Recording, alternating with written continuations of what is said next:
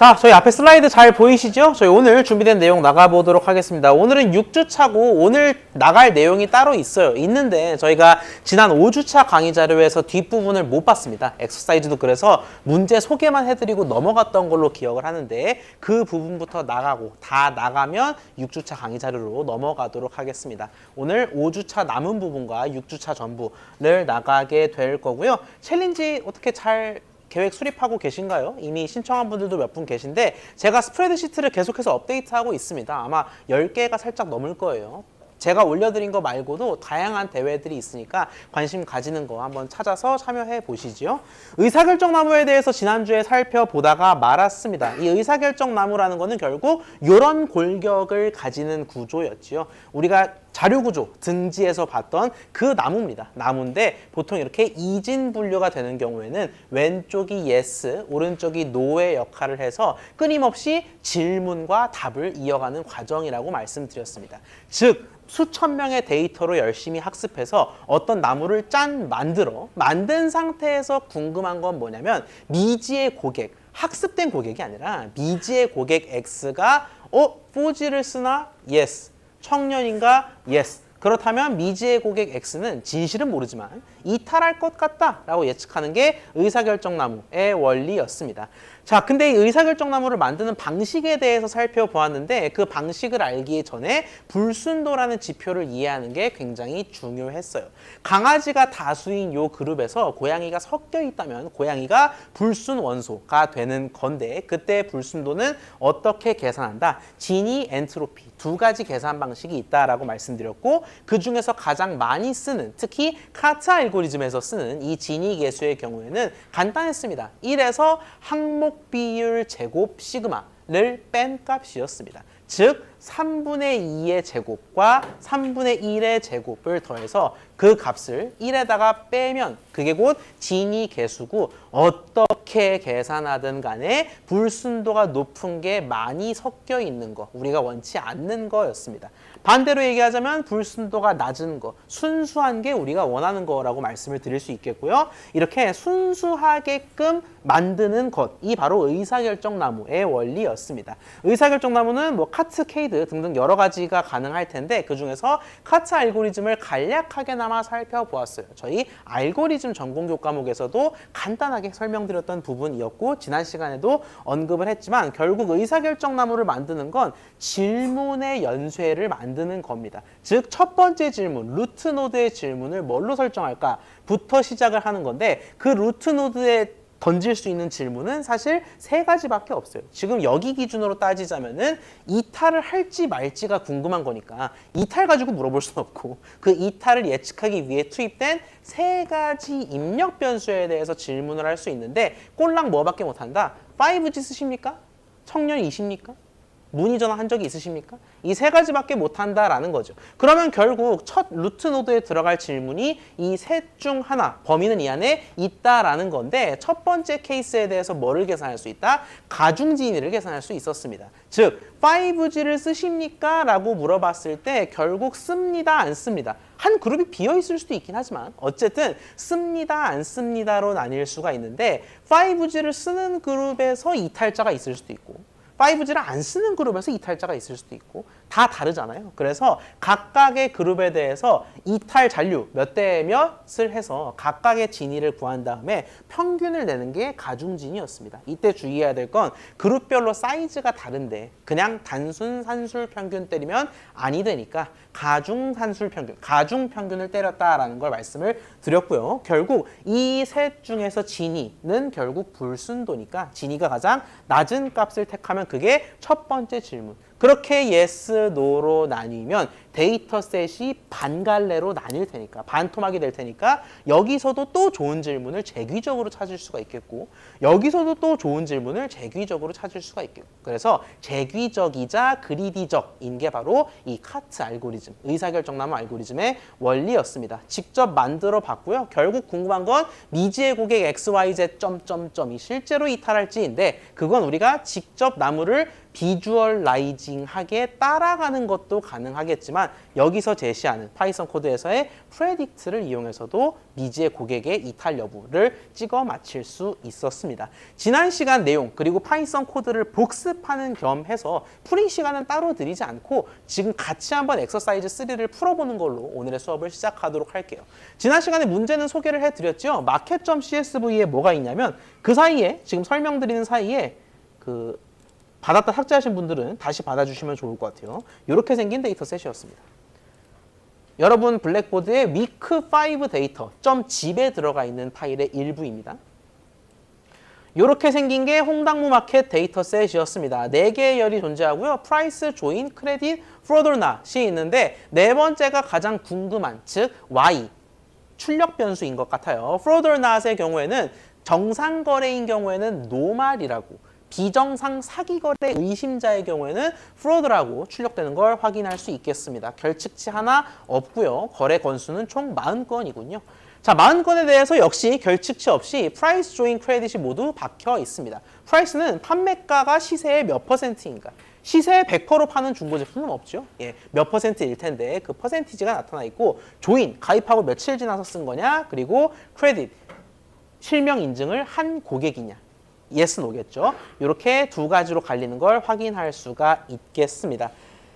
자, 주목할 거는 뭐 몇 가지 안 되는데 이 정도 주목할 필요가 있어 보여요. 지금 크레딧을 보면은 no yes, no yes라고 되어 있는데 우리 의사결정나무 실제로 만들어 봤지만 말썽을 부리는 건 뭐예요? 이런 price나 join 같이 숫자로 된 변수들, 숫자로 된 입력 변수들은 보통 말썽을 사이클런에서 안 일으킵니다. 근데 이 친구들은 숫자가 아니죠. 그래서 좀 이따 실제로 투입을 해보면은 당연히 숫자가 아니니까 입력 변수로 취급할 수 없다라는 에러가 나옵니다. 하지만 우리는 포기하지 않죠. 얘가 숫자가 아니라면 숫자로 맹글어버리면 되지. 더미 변수화를 할 수가 있다. 정도만 머릿속에 간직한 채로 코드를 찬찬히 함께 작성해 보도록 하겠습니다.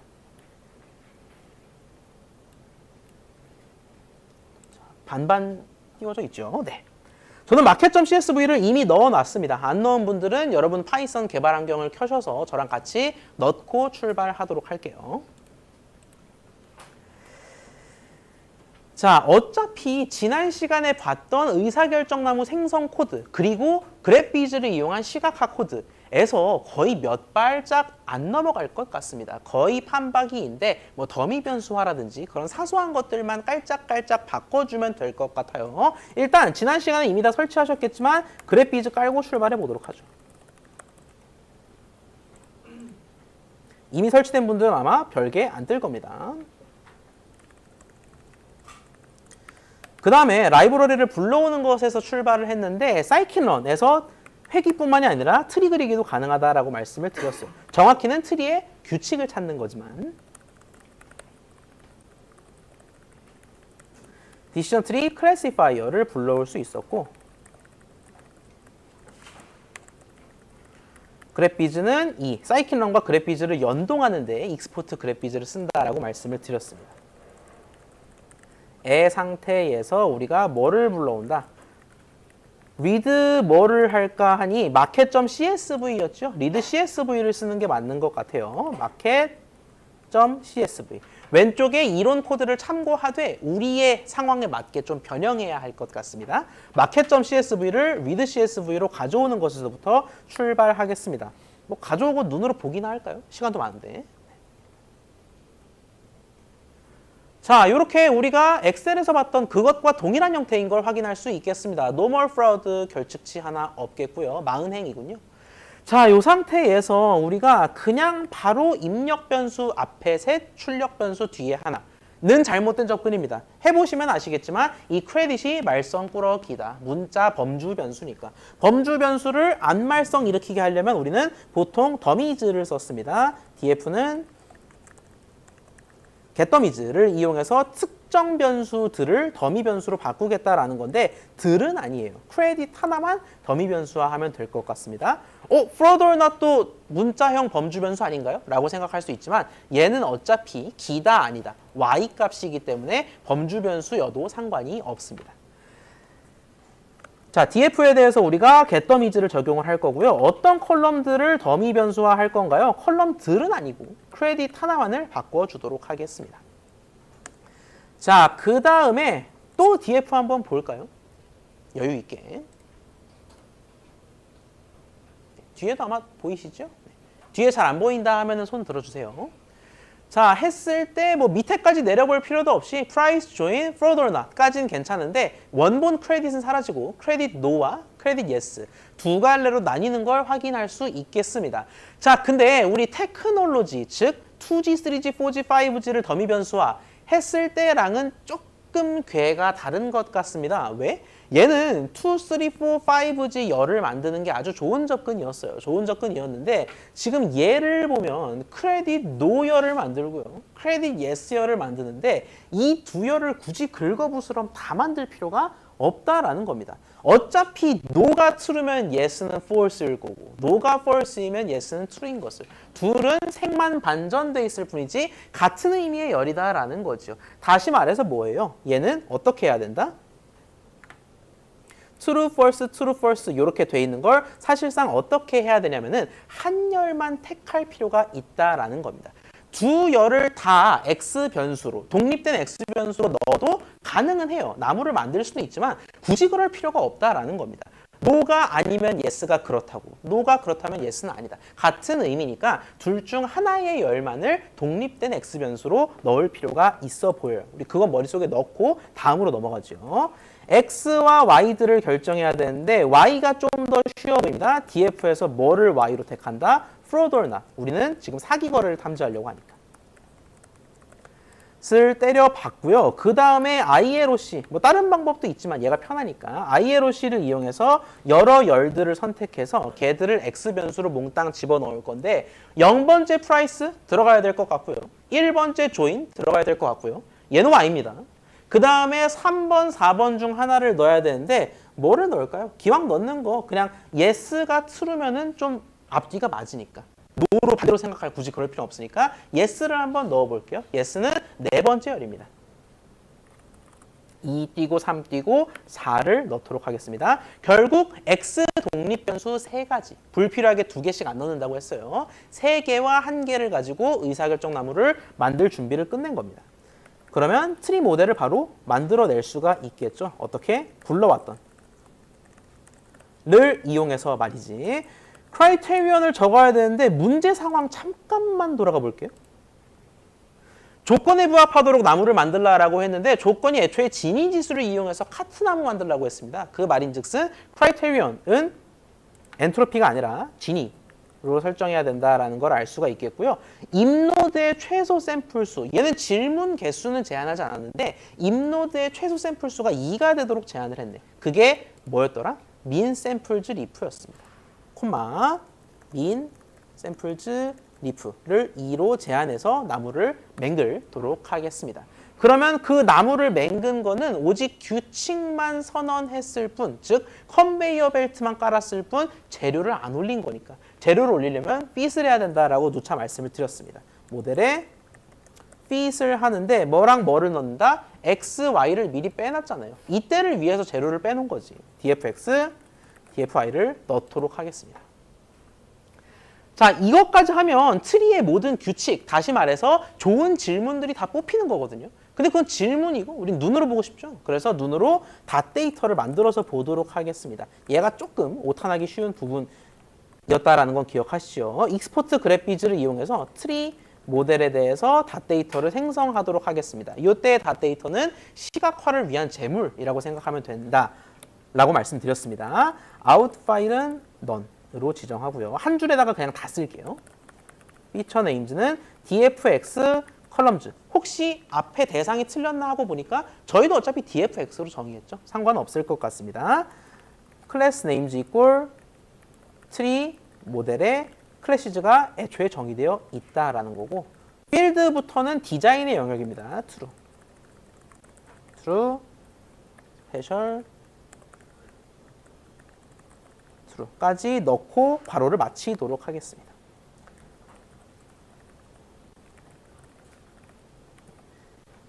이미 적었던 코드가 있는 분들은 그냥 그대로 복사했다가 붙여넣기 하신 분들도 계실 것 같아요. 마지막에 그래프까지 소환하면 우리가 이번 이 홍당무 마켓 문제에 대해서 나무를 만들 수 있을 것 같습니다. 역시 스플릿을 따로 한 건 아니고요. 40건 전체에 대해서 나무를 생성하는 과정이 되겠습니다. 그래도 되는 게 어차피 40건에 대해서 다 만든 다음에 궁금한 건 미지의 고객, 2번에서는 별도의 고객이었잖아요. 그 고객에 대해서 예측하는 거니까 40명 몽땅 다 학습에 투입해도 상관없을 것 같아요. 잠깐 작성할 시간 드리고 실행해 보죠.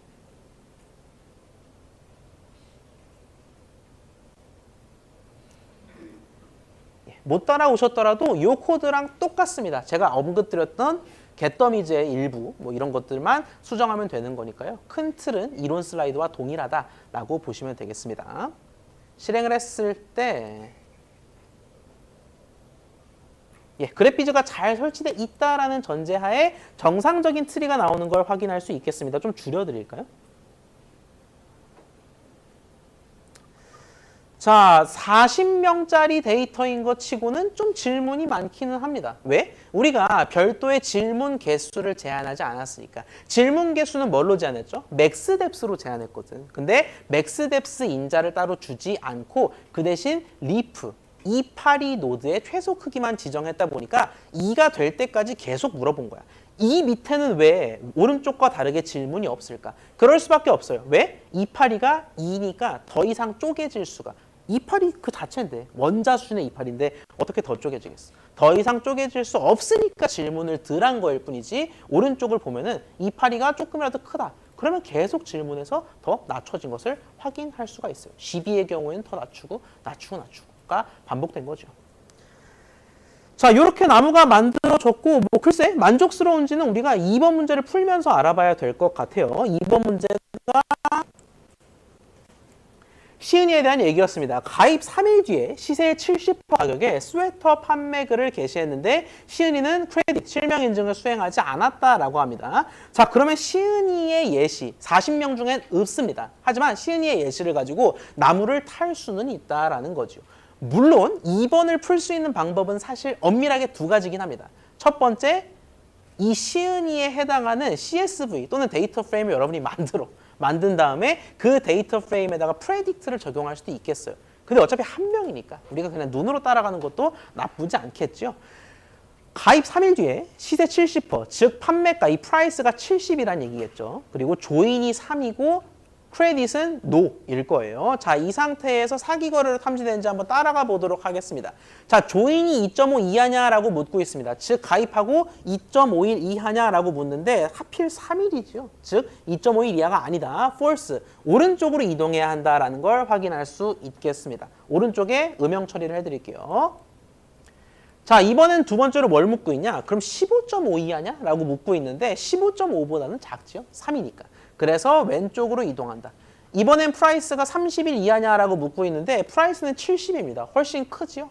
오른쪽으로 이동했는데 끝나버렸네요. 샘플이 8개. 무려 282에 8개나 있는데도 더 이상 쪼개지지 않았어. 왜? 굳이 쪼갤 이유가 없다고 느꼈거든. 진이가 빵, 즉 8대 빵으로 사기꾼이라는 노드니까 다시 말해서 시은이의 실제 사기 여부는 시은이 마음속으로 들어가야 알 수 있겠지만 우리는 적어도 이 나무에서는 프로드, 즉 이 거래가 사기 거래로 탐지된다라는 걸 알 수 있겠습니다. 결국 가상의 데이터셋으로 제가 가상의 문제를 여러분들을 위해서 만들어 드린 거지만 비즈니스 인사이트를 얻는 과정을 우리가 체험한 거예요. 아, 데이터가 있을 때 나무를 만들어. 그러면 이 규칙, 우리가 진짜 인위적으로 만든 규칙이 아니라 데이터에 기반해서 만든 이 나무의 규칙들로 하여금 미지의 상황을 예언할 수 있게 해준다. 이게 바로 의사결정 나무의 본질이자 의의라고 할 수 있겠습니다. 혹시 여기까지 질문 있을까요? 네.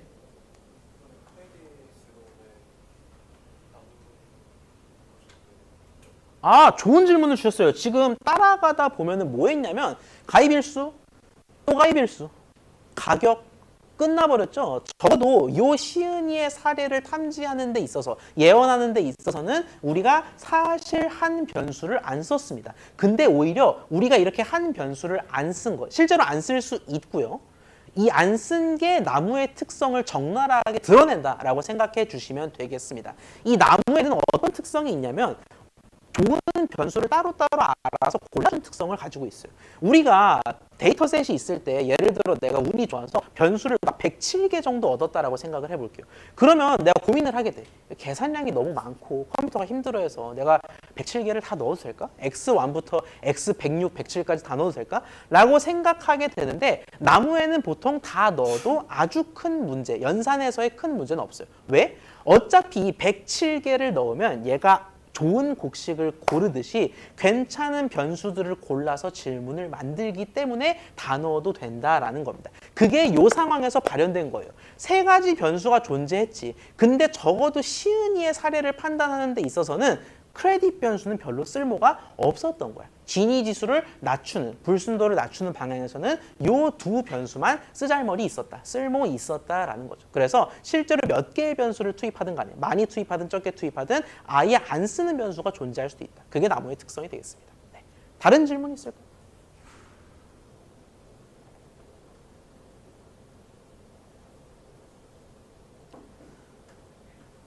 자, 없다면 지난 시간에 못 다뤘던 내용 지금부터 시작을 할 텐데 사실 이 나무가 리그레서의 역할도 합니다. 다시 말해서 우리가 이탈할지 안 할지, 얘가 충성할지 안 할지를 분류하는 것도 잘하지만 어떤 값을 직접 예측하는 것도 굉장히 잘한다라는 거예요. 뭐 얼마다, 뭐 37,000이다, 24,000이다 이렇게 예측하는 것도 잘한다라는 건데 사실 우리 지금까지의 원리만 놓고 봤을 때 이렇게 의사결정 나무를 쭉쭉쭉 만들어 왔던 이 원리만 놓고 봤을 때는 좀 이해가 안 갑니다. 우리가 yes, no, yes, no로 나눠가지고 결국 다수결로 몇 대 몇 최종적으로 아 이거다 라고 분류하는 게 의사결정 나무의 일반적 원리였는데 어떻게 회귀를 한다는 거야에 대한 짤막한 사례를 소개해드리고 바로 다음으로 넘어가도록 할게요. 자, 데이터셋이 이런 식으로 살짝 바뀌었다라고 생각을 해볼게요. 아예 제가 문제를 바꿔버렸어요. 어떻게 바꿨냐? 이탈 여부를 묻는 게 아니라 얘가 한 달에 평균적으로 얼마만큼 내줄지를 묻는 그런 상황으로 한번 바꿔보았습니다. 즉 1번 고객은 5G 써요. 청년 아니에요. 문의 전화 건 적 없어요. 이 사람이 한 달에 37,000원 정도 평균적으로 낸다라는 겁니다. 2번 고객은 5G 써요. 청년 맞아요. 문의 전화 건 적 없어요. 이 사람은 43,000원 정도 낸다. 이렇게 아예 분류 문제가 아니라 값을 예측하는, 다시 말해 회귀 문제로 바꿔보았습니다. 자, 근데 이 상황에서도 똑같아요. 카트 알고리즘을 기준으로 말씀드리겠습니다. 카트 알고리즘을 바탕으로 회귀를 수행하는 원리는 똑같습니다. 어쨌든 나무는 나무야. 다시 말해서 우리가 물어볼 수 있는 질문은 세 가지밖에 없어요. 여전히. 첫 번째, 5G를 쓰십니까? 두 번째, 청년이십니까? 세 번째, 문의 전화 건 적이 있습니까? 요 세 가지를 질문할 수밖에 없다라는 거죠. 자, 좋아요. 좋은데 첫 번째 질문을 하는 상황을 가정해 볼까? 첫 번째 질문, 케이스 1을 택했다고 하겠습니다. 어차피 세 개를 다 해봐야 되겠지만 그러면 결국 뭘로 나뉘냐면은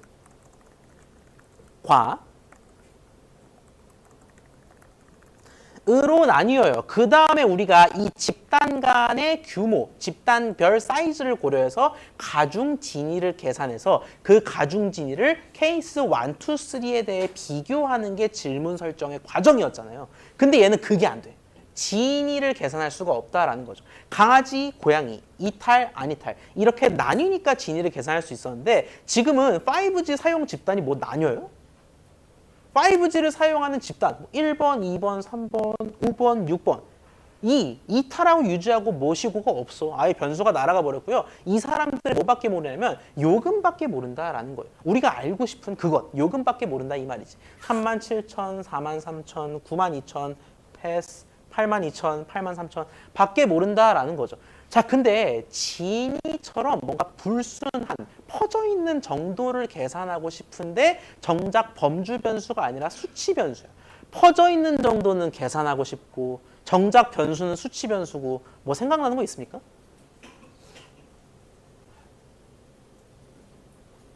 없다면 좀 슬플 것 같아요. 방금 나왔는데 분산입니다. 분산 또는 루트 씌워서 표준 편차. 분산과 표준 편차를 생각할 수 있다라는 거예요. 진위가 범주 변수에서의 불순도였다면 이런 회귀 수치 변수에서의 불순도, 격인 분산과 표준 편차를 생각할 수 있다라는 거죠. 즉, 뭐 계산이 된다? 하나가 계산이 되고요. 가 계산이 된다. 결국 두 개의 표준 편차가 계산이 된다라는 거고, 그러면은 이제는 뭐가 돼? 이름은 따로 우리가 이런 식으로 부를 일은 없지만 값 케이스 1에 대한 가중 표준 편차 값을 계산할 수가 있을 겁니다. 5G 사용 집단의 크기와 5G 미사용 집단의 크기를 고려해서 배분을 해서 가중 표준 편차를 구할 수가 있다라는 거죠. 이거를 케이스 2에 대해서는 못 하겠어요? 케이스 3에 대해서는 못 하겠습니까?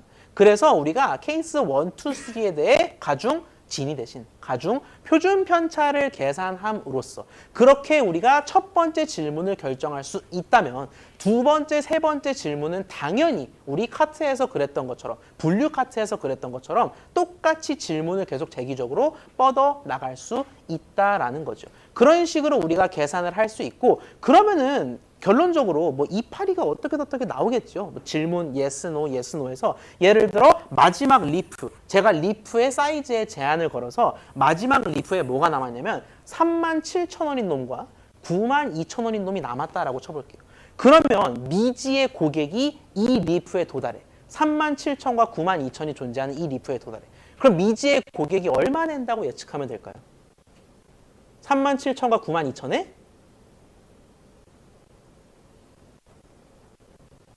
잠깐만입니다. 37,000, 92,000밖에 없는 리프에 도달했어요. 그러면 이 고객이 얼마 낸다고 예측하면 될까요? 37,000과 92,000에 평균, 에버리지만큼 낸다고 예측하면 되지 않을까요? 결국 그 리프에 존재하는 모든 원소들의 Y 평균으로 Y를 찍으면 되지 않겠냐. 그게 리그레션 트리의 의미가 되겠습니다. 자, 결국 질문을 어떻게 생성하는가, 마지막에 어떻게 해석하는가 두 개의 문제인 건데, 질문을 어떻게 생성해요? 왜 안 돼요? 가중진위 대신 가중표편을 쓰면 된다라는 거예요. 그럼 마지막에 미지의 고객에 대해서 어떻게 Y를 예측해요? 거기 존재하는 모든 학습 원소의 평균을 내면 된다가 되겠습니다. 이 슬라이드에 대해서 질문 있을까요?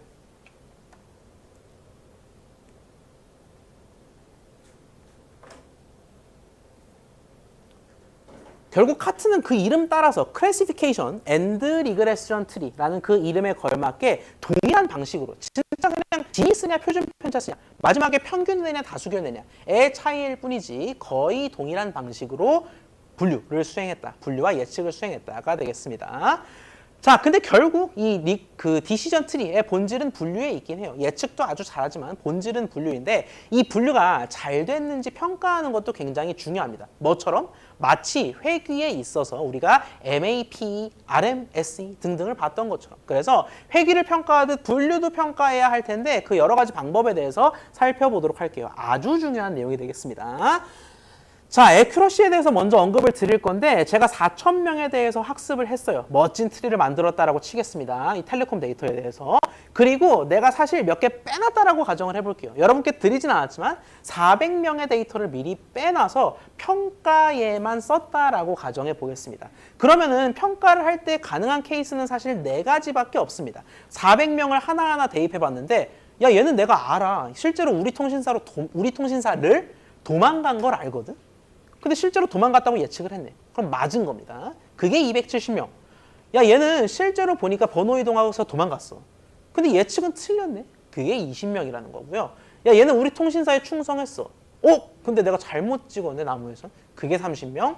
마찬가지로 맞힌 게 80명. 요거를 우리가 뭐라고 얘기하냐? 한국어로는 혼동행렬, 영어로는 confusion matrix라고 얘기합니다. 지금 위에 보시는 게 아주 여러분이 많이 보게 되실 confusion matrix, 혼동행렬입니다. 자, 이 혼동행렬을 보면 뭐를 알 수 있냐? 모든 지표들을 다 계산할 수가 있어요. 첫 번째로 accuracy에 대해서 얘기를 해볼 건데 얘는 말 그대로 한글로 그대로 번역한 정확도가 되겠습니다. 맞히다라는 거는 엄밀히 말해서 두 갈래예요. 어떻게 맞히는 거랑 어떻게 맞히는 거? 이탈자를 이탈자로 맞히는 거랑 유지자를 유지자로 맞히는 거. 이탈자를 맞힌 건 270건이고요. 유지자를 맞힌 건 80건입니다. 합이 350건. 근데 전체는 400건이었네. 다시 말해 액큐러시는 뭐다? 400분의 350, 8분의 7, 87.5%가 액큐러시가 되겠고 당연하게도 액큐러시의 반대말 에러 레이트, 오류율은 1에서 그걸 뺀 값이 되겠습니다. 1 빼기 87.5%는 12.5% 이렇게 얘기할 수 있겠죠. 팝 퀴즈에 대한 답은 이미 드린 것 같습니다. 자, 근데 얘는 사실 너무 지나치리만큼 직관적인 지표예요. 왜? 이탈 좋은 거고요. 유지 좋은 거예요. 예측 결과랑 실제 결과가 부합하면 그것만큼 좋은 게 어디 있겠어. 그지? 근데 그 두 가지 정답이 동등한 가치를 가지지는 않습니다. 바꿔 말할까요? 두 개의 오답도 두 종류잖아. 실제로 이탈했는데 유지할 걸로 잘못 찍었어. 실제로 유지했는데 이탈할 걸로 잘못 찍었어. 이 두 오답이 갖는 가치는 사실 기업 입장에서 천양지차입니다. 뭐가 더 치명적일까요? 어떤 기업이냐, 어디에 집중하냐에 따라 조금 다르겠지만 결국 두 가지라고 말씀을 드렸잖아요. 20건은 뭐예요?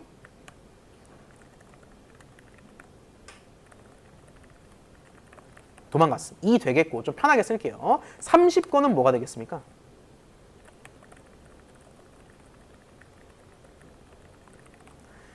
자, 20과 30이 회사에 주는 리스크, 치명타가 다르다라는 겁니다. 위의 친구는 어떤 식으로 치명타를 줄까요? 우리 회사에 남을 것 같았는데 도망갔어. 우리 회사에 남을 것 같았다라는 거는 내가 사실 별도의 캠페인을 이 사람한테 안 했다라는 거예요. 여러분 혹시 해지방어라는 말 들어보셨습니까? 뭐 유선 TV나 뭐 기타 등등 통신 계약 같은 게 묶여 있잖아요. 제 폰도 2년 계약에 묶여 있는데 그런 식으로 몇 년짜리 계약에 묶여 있을 때 뭔가 이 사람이 다른 통신사로 가거나 다른 회사로 갈 것 같아 라고 하면은 이제 고객센터 측에서 전화를 걸어가지고 유지하시면 뭐 자전거를 드리고 신문을 드리고 뭐 그런 것들, 그런 걸 해지방어라고 하는데 그런 걸 보통 뭉뚱그려서 캠페인이라고 하잖아요. 근데 우리 회사에 충성할 것 같았다 라고 하는 사람한테는 사실 기업이 캠페인을 안 했을 겁니다. 제가 천년만년 SK를 쓸 것 같으면 SK에서 나한테 전화를 안 하겠죠. 근데 내가 도망갔단 말이지. 그럼 뭐예요? 내가 내년에도 후년에도 이 사람이 내주는 돈을 받아 먹을 수 있을 줄 알았는데 그 플랜이 깨진다. 그런 의미에서의 리스크가 위쪽에서 벌어질 거고 아래쪽에서는 반대로 어떤 리스크가 있을까요? 도망갈 것 같았는데 우리 회사에 남았어. 일단 남았으니까 우리 회사 매출은 계속 올려주는 겁니다. 좋아요. 근데 불필요한 뭐의 소모가 발생해? 캠페인 비용의 소모가 발생하죠. 저는 천년만년 SK를 쓸 거예요. 쓸 건데 SK가 자꾸 전화 걸어. 고객님 제발 나가지 말아주시고요. 그럼 난 전화를 받겠지. 그리고 그 과정에서 전화 비용이 들겠죠. 그래서 이 아래의 경우에는 정반대로 캠페인 비용이 소모된다. 회사가 어떤 거를 치명적으로 보냐에 따라서 다르다. 바꾸어 말하자면 뭐예요? 20이 추구하는 가치를 더 중시하는 회사가 있고 30이 추구하는 가치를 더 중시하는 회사가 있다. 그러면 분석가가 회사가 어디에 집중하냐에 따라 사실 애큐러시는 별로 의미 없는 지표일 수도 있다라는 거예요. 나는 기승전 30이야.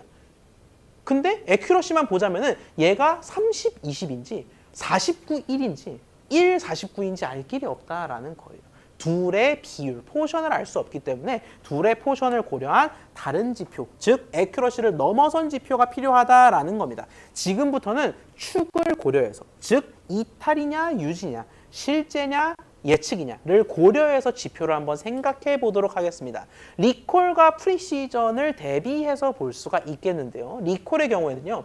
실제 파지티브 중 맞게 예측한 비율을 정의합니다. 제가 이렇게 파지티브라고 정의 내려서 여러분께 소개해드리는 이유는 모든 상황이 다 다르기 때문에 그렇습니다. 제가 여기에 이탈이라고 적으면 다른 상황에서는 뭐지? 하실 거잖아요. 그래서 파지티브, 모든 상황에서 긍정, 파지티브, 양성의 경우를 우리가 리콜로 한다라고 정의한 겁니다. 자, 그러면 이 상황에서 뭐가 파지티브냐? 편의상 이탈을 파지티브로 간주하도록 하겠습니다. 왼쪽 위에 있으니까 그냥 편의상 파지티브라고 할게요. 자, 그러면 이 상황에서 리콜 값은 얼마가 나올까 하니 이탈이 파지티브고 그게 곧 클래스 1이라고 했죠.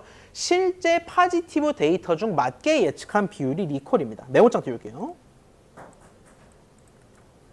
그 말인즉슨 뭐예요? 실제로 이탈한 데이터 중 맞게 예측한 비율이 되겠습니다. 이탈이 파지티브라고 정의했습니다. 자, 그 말인즉슨 뭐예요? 조금 더 유하게 풀자면, 세련되게 풀자면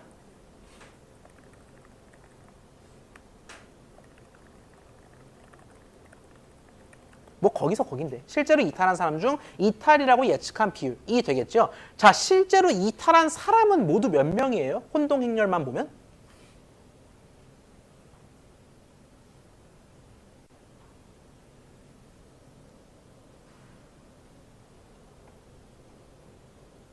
자, 여러분 아실지 모르겠지만 저희 오늘 수업만 하면 그 다음 주는 대면 수업이 없습니다. 예. 즐거운 마음으로 답변하실 수 있지 않을까요? 실제로 이탈한 사람 몇 명이죠? 좋습니다. 290명이 되죠. 290명 가운데 맞게 예측했다라는 건 이탈을 이탈이라 부른 거의 홍길동 케이스죠. 그래서 290 중에 270이 맞힌 비율입니다. 결국 여기서 리콜은 뭐다? 290 중에서 270의 비율. 나누진 않을게요. 요게 곧 이 리콜 값이 되겠다라는 겁니다. 리콜은 이렇게 정의하는 겁니다. 파지티브 데이터 중 진짜 파지티브라고 옳게 예측한 비율이 되겠고요. 이에 대응되는, 대비되는 게 프리시전이라며. 그럼 프리시전은 뭐냐? 요겁니다. 예측으로 바꾸는 거예요. 파지티브 축은 똑같은데 실제 축을 예측 축으로 바꾸는 겁니다. 자, 그러면 역시 메모장을 띄울게요. 자, 프리시전이라는 건 예측 포지티브 중 맞게 예측한 비율이니까 역시 좀 수수하게 풀면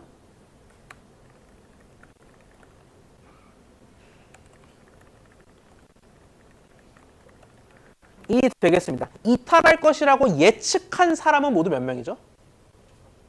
300명입니다. 그 중에서 맞힌 건 실제로 이탈한 건수니까 201이 될 것 같습니다. 즉 얘는 90%, 0.9가 프리시전이 되겠죠.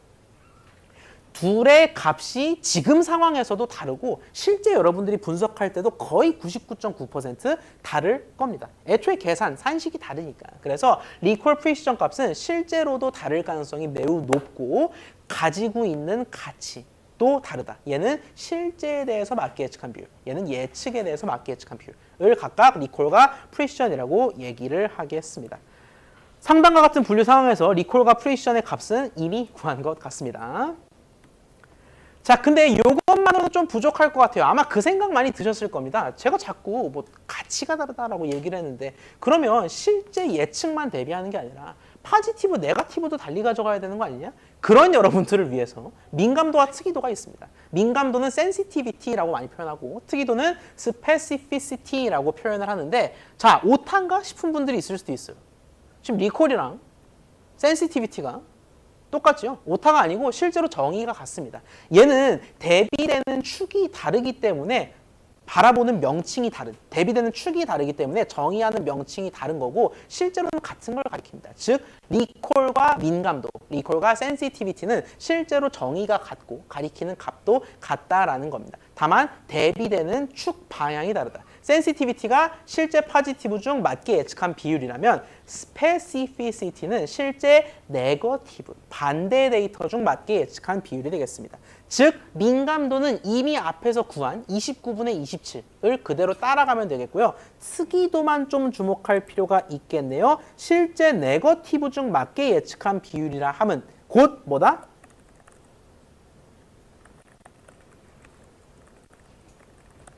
이 되겠습니다. 이탈에 반대는 충성이지요. 곧 유지가 되겠습니다. 실제로 충성한 고객은 다 더하니까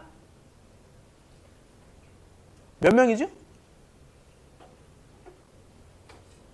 110명이 되는 것 같습니다. 110명 중에서 진짜로 충성한 사람은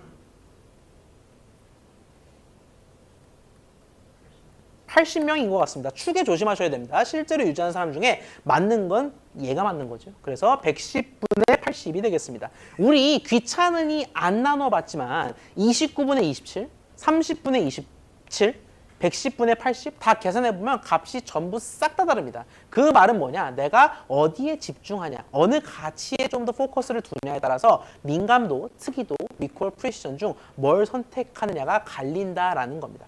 보통은 우리가 이 정도의 지표들은 다 보고를 해요. 우리가 기본적으로 회계 모형에 있어서 아주 근간이 되는 뭐 MAP, RMS 이런 걸 전부 보고하듯이 분류해서 이런 것들은 다 보고하지만 우리가 어디에 포커스를 두냐에 따라서 조금 해석이 달라질 수도 있다라는 거예요.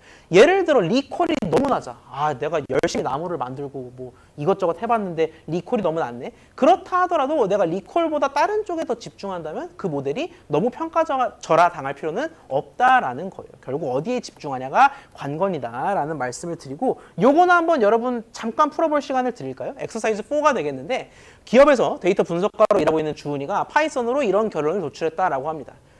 컨퓨전 매트릭스가 나왔는데 지금 가려져 있는 거예요. 그리고 리콜, 애큐러시, 프리시전이 나와 있고 주은이네 고양이가 이 가려진 이유가 나오는데 책상 위에 콜라를 쏟았습니다.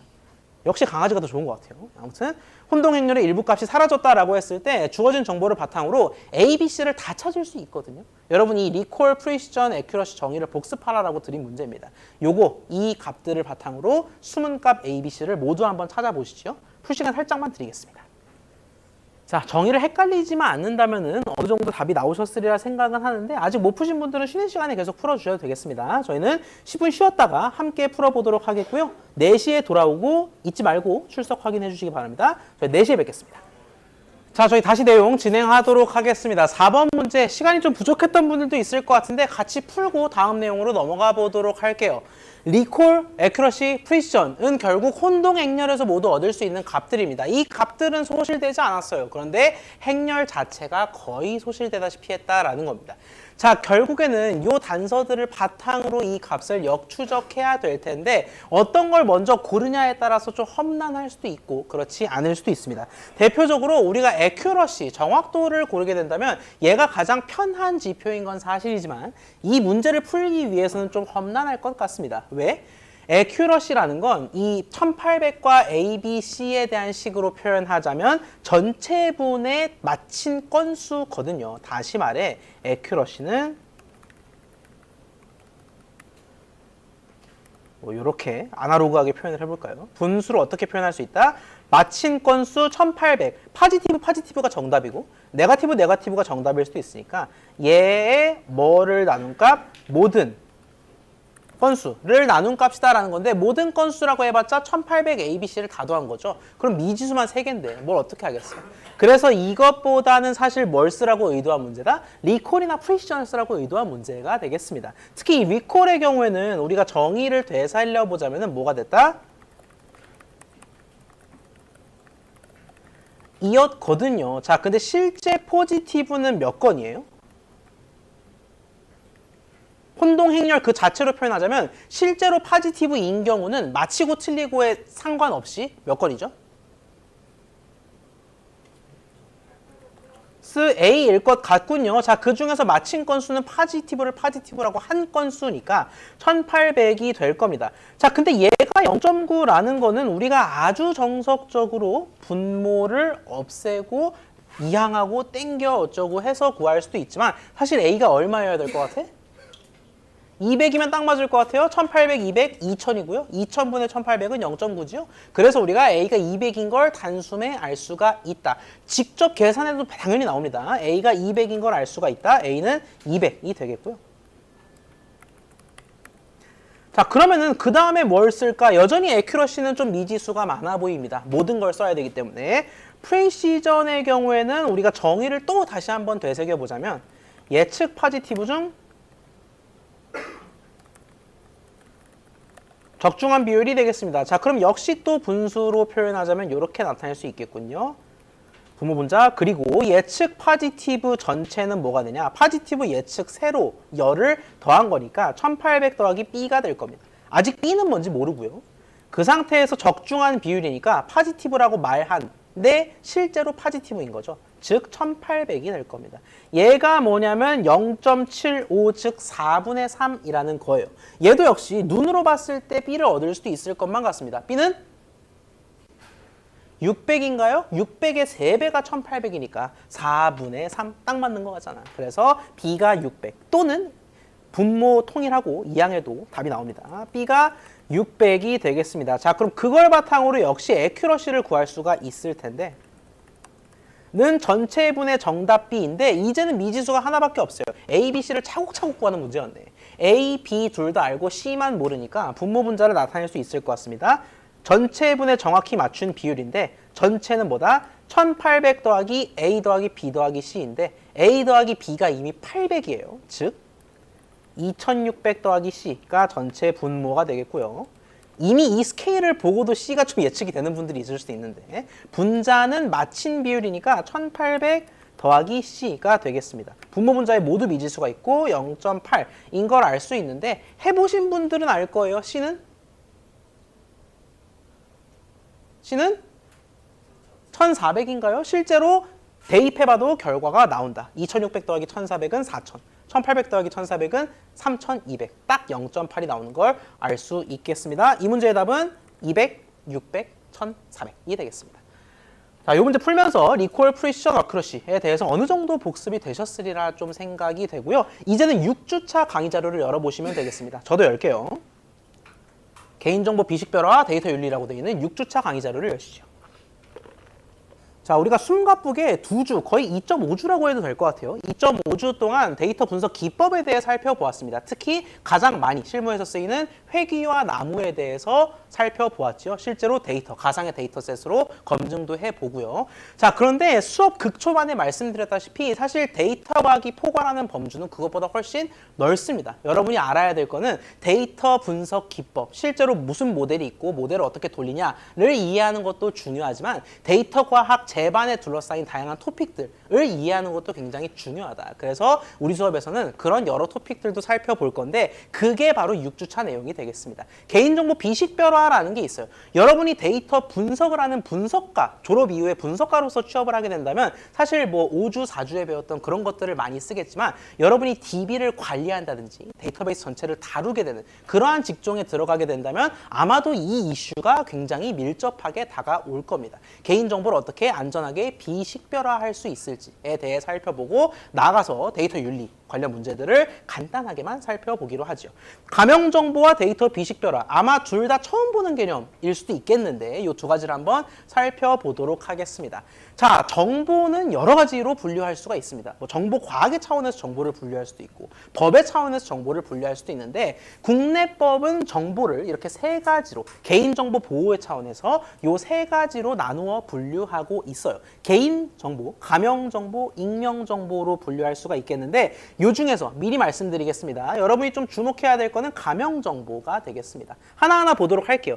개인정보는 여러분이 생각하는 바로 그것입니다. 주소, 휴대폰 번호 이런 특정 개인과 직접적으로 밀접하게 연관이 돼 있는 정보를 의미하겠고요. 얘는 마음대로 활용을 해서 되겠습니까? 그럴 리가 없죠. 사전에 구체적으로 명시적으로 동의를 받아서 제한된 범위에서만 활용할 수 있는 그게 바로 법에서 정의하는 개인정보가 되겠습니다. 자, 반면에 단계를 올라가면 올라갈수록 우리가 활용할 수 있는 보호폭이 좀 넓어진다라고 보시면 될 것 같아요. 한보폭 가볼까요? 가명정보의 경우는요. 조금 생소한 표현일 수도 있는데 추가 정보가 주어지지 않는다면, 추가 정보가 내 손에 없다면 개인을 식별할 수, 즉 알아볼 수 없는 정보를 우리가 가명정보라고 일컫겠습니다. 뭐 뒤에서 우리가 계속해서 살펴보겠지만 내가 이 클래스에 있는 모든 사람, 저를 포함해서 여기 지금 이 301호에 있는 모든 사람을 DB화한다라고 했을 때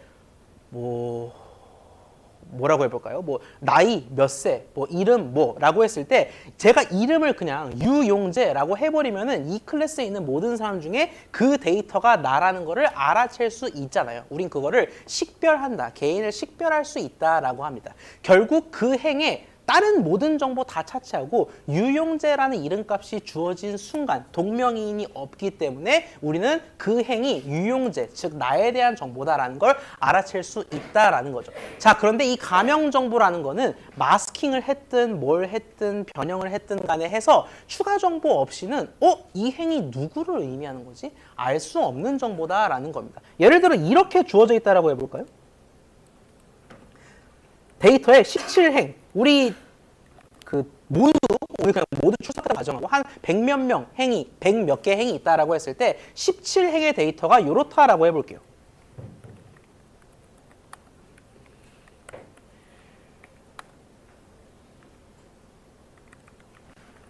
자, 요렇게 정보가 주어져 있는 경우에는 특정됩니까? 만약에 제가 나이를 열고 이름을 열었다든지 이름을 열고 학과를 열었다든지 한다면 특정이 될 텐데 요걸로는 사실 누구를 딱 특정하기가 좀 어려울 것 같아요. 김씨 많고요. 여기 다 여기에 해당할 거고 학과도 뭐 다 가려져 있으니까 땡땡땡으로. 그렇기 때문에 이런 경우에는 우리가 특정할 수가 없다라는 겁니다. 다만 다른 데이터 셋 이것과 연계한다면은 우리가 알아볼 수 있을지도 모르겠어요. 그런 것들을 우리가 가명 정보라고 얘기하고, 제가 말씀드렸죠. 한 보폭 넓혀서 생각하라고. 얘는 제한된 범위가 아니라 연구 통계 작성 등에 있어서는 동의 없이도 우리가 활용할 수 있겠다라는 겁니다. 여기서 한 발 더 나아간다면 익명 정보가 될 텐데, 얘는 추가 정보가 내 손에 있다 하더라도, 여기서 얘기하는 추가 정보는 키라든지 매핑 테이블이라든지 그런 걸 의미합니다. 요게 한만 주어진다 하더라도 개인을 전혀 알아볼 수가 없는 정보. 이거는 애초에 개인정보보호법이 규정하고 있는 정보가 아닙니다. 그렇기 때문에 마음대로 활용 목적에 상관없이 활용할 수가 있겠습니다. 자, 결국 핵심은 뭐냐면 방금 전에 제가 살짝 언급을 드렸는데, 이런 것들을 우리가 가명 정보의 예시라고 할 수 있겠죠. 우리는 원본 데이터, 우리가 가진 원본 데이터엔 정보가 다 있을 거예요. 뭐 주민번호 있고 핸드폰 번호 있고 사람 이름 있고 나이 있고 학과 있고 다 있을 텐데, 그거를 내가 공개한다든지 누군가에게 공유한다든지 할 때는 사실 개개인을 식별할 수 없게끔 관리하고 공유하는 게 핵심이지 않겠습니까? 우린 그거를 비식별화라고 얘기한다라는 겁니다. de-identification 또는 어노니마이제이션이라고 얘기하는 이 데이터 비식별화를 정의하자면 이렇습니다. 데이터 내에 개인 식별이 가능한 정보가 존재하는 경우에는 그 정보를 일부 또는 전체 삭제하거나 일부 또는 전체 대체해서 결론적으로는 개인을 식별하기 어렵게, 방금 전에 결합 얘기 나왔죠. 뭐 추가 정보가 주어지지 않으면, 이거랑 비슷한 맥락으로 다른 데이터와 결합한다고 해서 개인을 식별하기에는 불가능하게끔 그렇게 만드는 거 우리가 비식별화라고 합니다. 정의가 조금 어려운데요. 쉽게 갈게요. 아래에 두 가지 표 제가 색상 다르게 해서 넣어드렸는데, 왼쪽에 보세요. 열은 똑같습니다. 팀, 이름, 어디 출생인지, 그리고 등번호가 나와 있는데, 팀이 바이언 뮤넨이고 이름이 헬이고요. 잉글랜드 출생이고 등번호가 9번이야. 누구예요? 누구죠? 모르시겠나요? 바이언, 해리, 케인이죠. 케인입니다. 자, 그런데 만약에 내가 이런 식으로 작성하게 된다. 얘를 비식별화 과정을 거쳐서 팀, 물음표, 네임, H 어쩌고, 유럽, 너무 많죠? 그리고 넘버는 1부터 15까지라는 거 웬만한 선수 다 아는 건데, 이렇게 한다면 내가 해리 케인을 찍어 맞힐 수밖에 없습니다. 결국 명확하게 케인이 케인이다 라고 얘기할 수가 없다라는 거죠. 우리가 이런 거를 아주 초보적인 수준의 비식별화라고 얘기할 수가 있고, 자, 흥미로운 거는 얘를 두 가지 갈래로 구분해서 볼 수 있다라는 겁니다. 하나는 식별 자체를 막는 거고, 하나는 인퍼런스를 막는 건데, 첫 번째 테마가 두 개예요. 비식별화 관련된 테마가 두 개인데, 첫 번째 테마에서 식별 방지에 대해서 좀 논하도록 하고요. 두 번째 테마에서 추론 방지에 대해서 논하도록 하겠습니다. 뒤가 조금 더 어렵습니다. 자, 그 전에 비식별화가 있긴 한데, 뭐 이런 개념이 있긴 한데 왜 중요하냐라고 반문하는 분들이 있을지도 모르겠어요. 그래서 알려드리자면은, 넷플릭스가 97년도 정도에 설립이 됐죠. 창립이 됐는데, 넷플릭스가 99년부터 05년도까지 자사 이용자 50만 명의 평점과 시청 이력 데이터를 공개했습니다. 왜 공개했냐면 경연대회 콘테스트를 개최하려고 공개를 했어요. 그래서 영화 추천 알고리즘의 정확도를 높이기 위해서 자, 경연대회를 합니다라고 해서 50만 명의 평점 시청 이력 데이터를 공개한 거죠. 당연하게도 사람 이름 뭐 시청했는지, 얘 거주지 어딘지 공개했겠습니까? 안 했죠. 안 했고 나름대로 가릴 대로 가렸어요. 가렸는데, 자, 우리 보통 그 UT 오스틴이라고 하죠. 이 학교에서 연구그룹이 개인 식별에 성공했다라고 합니다. 그래서 이런 논문을 발표했어요. 어떤 논문이냐? 이 데이터 자체로는, 이것만 가지고는 내가 47만 번째 행이 어디 사는 누구인지 알 길이 없어요. 당연히 알 길이 없지. 공개를 안 했으니까. 근데 내가 다른 데이터, 정확히는 IMDb, 여러분 아시죠? 유명한 평점 사이트. 여기 있는 리뷰 데이터셋이랑 둘이 합치니까, 방금 전에 합친다 얘기 나왔었지요? 다른 데이터와 결합한다고 하더라도, 즉 다른 데이터와 결합을 했더니 엉뚱하게도 각각 행이 누구인지, 어디 사는 누구인지 특정할 수가 있었다라는 겁니다. 근데 그걸 놀랍게도 당당하게 논문으로 공개를 했다라는 거죠. 저는 사실 그래서 이 논문을 처음 보고 약간 뭐가 오버랩이 됐냐면, 그 사진 아십니까? 그 종로 한복판에 있는 조선일보 건물 위에, 조선일보 건물 중학생한테 다 털렸죠? 뭐 이런 사진이 있어요. 그런 짤 같은 사진이 있는데 약간 그 생각이 났어요. 넷플 데이터 나한테 다 털렸죠? 약간 이런 느낌이 있는데, 아무튼 우리가 기본 데이터로는 특정할 수 없다 하더라도 다른 데이터를 갖다 붙이니까, 결합을 하니까 특정할 수 있었다. 그래서 비식별화가 중요하다라는 겁니다.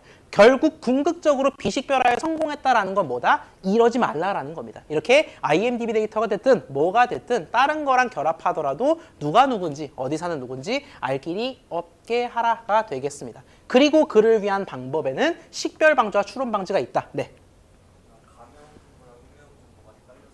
네. 케이스 같은 경우에는 넷플릭스가 익명 정보인 줄 알고 콘테스트를 열었는데 여기 IMDb랑 섞으니까 이게 뭔지 데이터를 알 수 있게 되니까 알고 보니 감염 정보였다. 아주 좋은 질문을 주셨어요. 이게 사실 헷갈릴 수밖에 없는 게 강조해서 말씀드리겠습니다. 요 세 가지는 지금 하이라이트에 나타난 대로 국내법에 따른 분류예요. 즉 국내에서 이렇게 분류를 한다라는 거고 여기서 얘기하는 비식별화와 타 데이터의 결합은 학술적인 분류입니다. 그렇기 때문에 애초에 둘이 가리키는 대상이 달라서 뭐가 감염이고 뭐가 익명이다라고 특정할 수가 없어요. 다만 여기서 설명을 드리기 위해서 답변을 드리자면은 얘는 기본적으로 적어도 요 정의에는 부합하지 못하는, 즉 비식별화에 궁극적으로는 실패한 사례인 거죠. 왜? 어찌됐든 IMDb, 즉 다른 데이터셋과 결합했을 때 식별이 되어 버렸으니까. 그래서 비식별화에 실패한 사례라고 볼 수 있을 거고 애초에 공개된 것 자체는 지금 다른 데이터셋이 아니라 뭐 키, 매핑 테이블 이런 거를 줬다고 했을 때 알아볼 수 있을지 없을지는 우리가 판단할 수가 없잖아요. 그래서 그게 정확히 감염 정보에 해당하는지는 우리가 알 길은 없겠습니다. 네. 다른 질문 있을까요? 자, 그러면 식별 방지가 조금 더 말랑하고 쉽다라고 말씀드렸어요. 세 슬라이드에 나누어서 여러 가지 방법을 소개해드리는 정도로 할 텐데 마스킹이 사실 가장 우리가 직관적으로 생각할 수 있는 방법입니다. 제가 또는 다른 교원께서 성적을 공개할 때 어떻게 공개해요? 여러분 학번 10자리 중에서 XXXXXXX308 이렇게 공개하죠. 그런 식으로 여러분이 가지고 있는 데이터 항목의 일부 또는 전체를 공백이나 문자로 대체하는 걸 우리가 마스킹, 데이터 마스킹이라고 얘기를 합니다. 1, 2, 3, 4, 5, 6, 7, 8을 010, 1, 땡땡4 정도로 나타내는 것을 우리가 마스킹이라고 할 수가 있겠고 어그리게이션은 우리가 알고 있는 그 어그리게이트가 맞습니다. 대표 값으로 모든 값을 통일하는 거예요. 평균이 됐든 중앙값이 됐든 또는 극히 일부의 사례지만 최소값이나 최대값이 대표값이 될 수도 있어요. 내가 하나를 택해서 그 값으로 몽땅 다 통일시키는 방법이 있겠죠. 예를 들어 내가 데이터셋에 5명밖에 없어. 근데 변수 중에 소득이 있어. 그러면 그 소득의 값이 10원 단위까지 표기된다면은 그 자체가 민감한 정보일 수 있다라는 거죠. 그러면 우리가 어떻게 어그리게이트, 뭉뚱그릴 수 있느냐? 소득의 평균 값으로 대충 뭉뚱그릴 수 있다. 이런 게 어그리게이트를 통한 식별 방지가 되겠습니다. 자, 또는 얘랑 비슷하면서 다른 카테고라이제이션을 들 수가 있겠는데 문자형 데이터에 적용될 수 있는 식별 방지 기법이에요. 실제로 쓰이는 기법인데 보다 상위 개념으로 치환하자라는 겁니다. 예를 들어 어떠한 사람들이 역시 우리 전체 클래스의 데이터셋에서 폰 기종이라는 변수가 있다고 생각해 봅시다. 근데 갤럭시 Z 폴드 4, 갤럭시 S23, S24 이렇게 하면 너무 구체적이라 특정될지도 모른다라는 거죠. 그래서 얘를 그냥 갤럭시 이렇게 상위 개념으로 분류하는 걸 우리가 카테고라이제이션이라고 합니다. 자, 반면 조금만 더 들여다보면은 수치형 데이터에 대해서는 라운딩을 우리가 채택할 수도 있을 것 같아요. 자, 이렇게 선거 10명의 후보자가 입후보했다라고 했을 때 그 사람들의 연령을 우리가 식별되지 않도록, 사실 선거는 식별을 해야 되지만 그냥 가상 데이터니까 식별되지 않도록 한다라고 가정해 봅시다. 자, 그럼 우리가 일단 생각할 수 있는 초보적인 방식은 라운딩이에요. 이렇게 한 자릿수까지 나이가 구체적으로 연령이 제시되어 있는 상황에서 이 데이터만으로 누구인지 식별이 될지도 모른다라는 거죠. 정확히 이름 내신 후보는 한 명밖에 없잖아요. 그렇기 때문에 이걸 막기 위해서 라운딩을 해서 10단위로만 표시되도록 50, 40으로 할 수 있다라는 거고 말은 라운딩이지만 올림, 내림, 반올림이 모두 라운딩에 해당합니다. 뭐를 선택하는지는 분석가의 몫이다라는 거예요. 여기서는 반올림을 한 사례가 되겠습니다. 자, 근데 유의해야 될 건 당연한 얘기지만 적절한 자릿수를 선택해야 한다라는 거죠. 연소득을 10의 자리로 라운딩하는 거는 큰 의미가 없어 보입니다. 3, 2, 4, 8, 4, 7, 5원을 3, 2, 4, 8, 4, 7, 4, 8, 0, 1으로 바꾸는 거. 이런 것들은 사실 앞에 데이터가 너무 적나라하게 다 드러나죠. 그래서 우리가 적절히 자릿수를 선택해야 하는데 이때 쓰이는 기법이라고 하기에는 조금 민망할 수 있지만 자릿수 자체를 무작위로 정하는 걸 우리가 랜덤 라운딩이라고도 얘기를 합니다. 즉 어떤 거에는 10의 자리, 어떤 거엔 만의 자리로 자릿수를 이렇게 바꿔가면서 라운딩하는 걸 랜덤 라운딩이라고 하는데 좀 주목해볼 법한 여러분이 좀 생소할 법한 내용은 컨트롤드 라운딩 우리말로는 제어 라운딩이 될 것 같아요. 이 제어 라운딩이라는 거는 문제의식에서 출발을 하는데 이 연령 다 한번 더 해볼게요. 그냥 더하라고 하면 힘드니까 우리들의 친구를 빌려서 라운딩을 해보도록 하겠습니다. 더해보도록 하겠습니다. 54부터 다 더해볼게요. 54부터 74까지.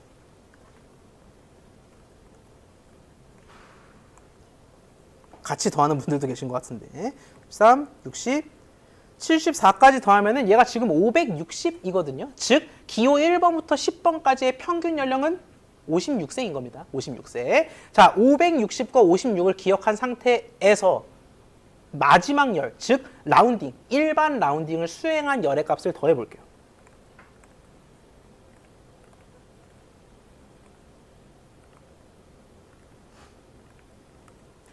자, 여러분 아마 같은 결과가 나왔을 것 같습니다. 540입니다.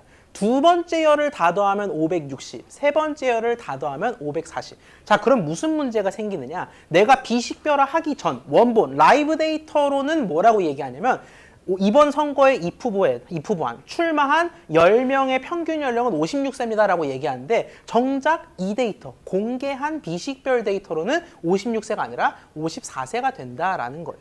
사실 우리가 이렇게 라운딩 한다라는 것 자체가 어느 정도 데이터 왜곡을 감수하는 거거든요. 49세를 50세로 왜곡하는 건 한 살만큼 왜곡하는 거잖아. 사실 49세를 50세로 실제로 왜곡한다고 하면은 한 살 이상의 타격일지도 모르겠어요. 예. 나이대가 올라가니까. 아무튼 한 살 정도의 왜곡이 있고 마찬가지로 등등의 왜곡을 모두 감내하는 거지만 이렇게 뭉뚱그린 전체 합과 평균에 대해서도 왜곡이 일어날 수 있다라는 거죠. 그거를 막기 위해서 제어한다라는 게 컨트롤드 라운딩의 정신입니다. 라운딩 수행 전후에 데이터의 누계가 달라지지 않게끔 누계라는 건 곧 평균이죠. 일부 값을 택해서 제어하겠다라는 거예요. 그래서 이 일부 값을 택하는 데에는 아주 스페셜한 알고리즘이 있거나 원리가 있는 게 아니라 적절히 택하는 겁니다. 예를 들어서 뭐 그나마 가까운 걸 택해 볼까요? 좀 그러니까 너무 왜곡되지 않는 선에서 택해 보자면 뭐 44세를 40세라고 했는데 우리 지금 목표는 뭐예요? 560, 540이니까 실제 값인 560에 맞춰야 되잖아. 그러면은 이 라운딩 된 거를 10씩 올려야 될 것 같아. 그러면 44세를 40세라고 하지 말고 개인한테는 좀 상처일 수도 있겠지만 50세로 올리자라는 겁니다. 마찬가지로 한 명 더 찝어가지고 10살, 10세를 올린다면은 그렇게 된다면은 560 vs 560이 맞겠죠. 우리가 이거를 제어 라운딩이라고 얘기를 합니다. 물론 사람의 손을 좀 거치고 인위적으로 몇 개를 조작하는 거지만 결국 데이터의 합산 또는 통계 자체는 보존된다라는 특징을 가진다라는 거죠.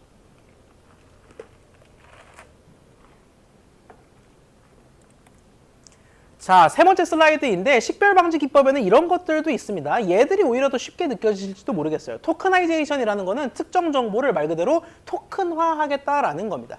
예를 들어 우리 뭐 배달의 민족이라든지 그런 배달 앱을 보면은 안심번호로 바꾸기 뭐 이런 기능 한번 써보신 분들 있을지 모르겠어요. 내 번호를 안심번호로 알 수 없게 바꾸는데 결국 1:1 대응 자체는 성립한다라는 거죠. 알 길은 없지만 복호화는 되는. 알면 되는 그런 거를 우리가 토크나이제이션이라고 얘기할 수 있겠습니다. 또한 노이즈, 역시 데이터 왜곡이 조금 발생할 수는 있지만 노이즈를 더하는 것도 가능하겠습니다.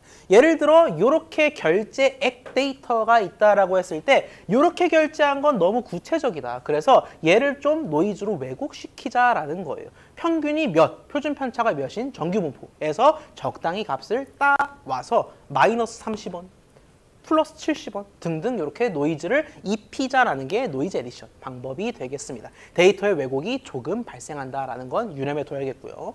퍼뮤테이션은 좀 생소하실 것 같습니다. 얘는 동질 집합 안에 있는 값의 순서를 무작위로 재배열한다라는 건데 자, 동질 집합이라는 내용부터 설명드려야 될 것 같아요.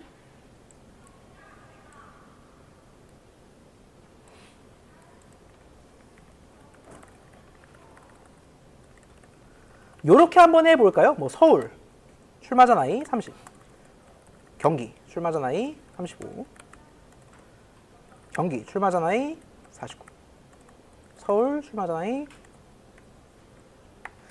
이렇게 한번 해보도록 하겠습니다. 아주 작은 데이터셋을 드렸어요. 자, 이때 출마자 나이에 대해서 우리가 비식별화를 진행한다라고 했을 때 퍼뮤테이션이라는 건 일단 동질집합이라는 개념을 먼저 착안하자라는 겁니다. 여기서 얘기하는 동질집합이라는 건 우리가 지금 비식별화하고자 하는 것들 빼고 나머지가 같은 집합끼리 묶은 거예요. 수학에서 보통 이퀴벌런트 클래스라고 얘기하죠. 자, 출마자 나이를 제외하고 같은 것끼리 묶는다면 서울 친구들끼리 둘이 묶일 거고 경기 친구들끼리 둘이 묶일 겁니다. 이 두 개가 동질 집합인 겁니다. 그 내에서 순서를 무작위로 뒤섞자라는 겁니다. 지금은 두 개이기 때문에 뒤섞을 가능성이 몇 개 없죠. 예를 들어 30. 그리고 이렇게 되면은 사실 원본 데이터가 크게 훼손되긴 해요.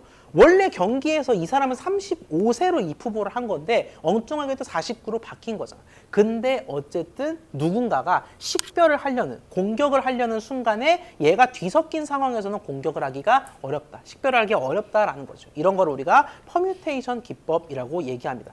아니 그러면 다 섞으면 되지 뭘 굳이 동질집합을 따져서 섞어요? 라고 할 수가 있는데 다 섞게 되면 무슨 문제가 벌어진다? 섞은 뒤에 비식별화된 상태에서 자 서울 출마자의 평균 나이 얼마냐? 라고 했을 때 틀리게 되는 경우가 생깁니다. 마치 방금 560과 540이 일치하지 않았던 것처럼. 그런 걸 막기 위해서 동질집합 내에서 뒤섞는 거를 우리가 퍼뮤테이션, 순환 또는 치환 방법이라고 얘기를 하겠습니다. 여기까지 질문 있을까요? 네.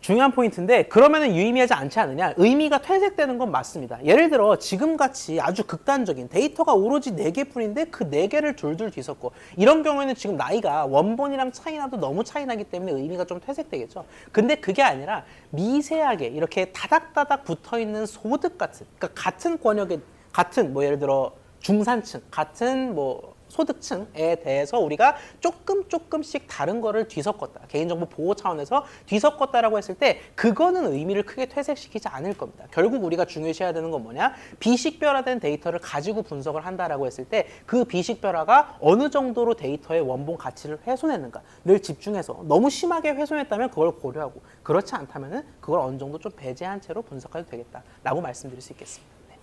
좋은 포인트였고요. 다른 질문 있을까요?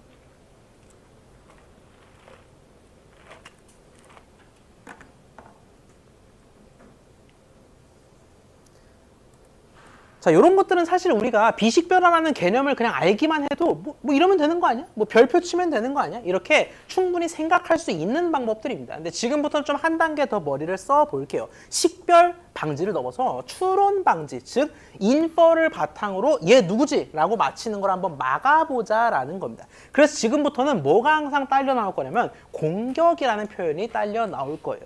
그냥 단순 그냥 무차별한 식별을 넘어서서 얘는 어떤 근거를 바탕으로 논리를 바탕으로 추론하는 거거든. 그런 것도 우리가 공격이라고 할 텐데 그 공격에 맞서서 어떠한 프라이버시 모델을 구축할 수 있는가, 어떤 비식별화를 할 수 있는가에 대해서 살펴보기로 하겠습니다.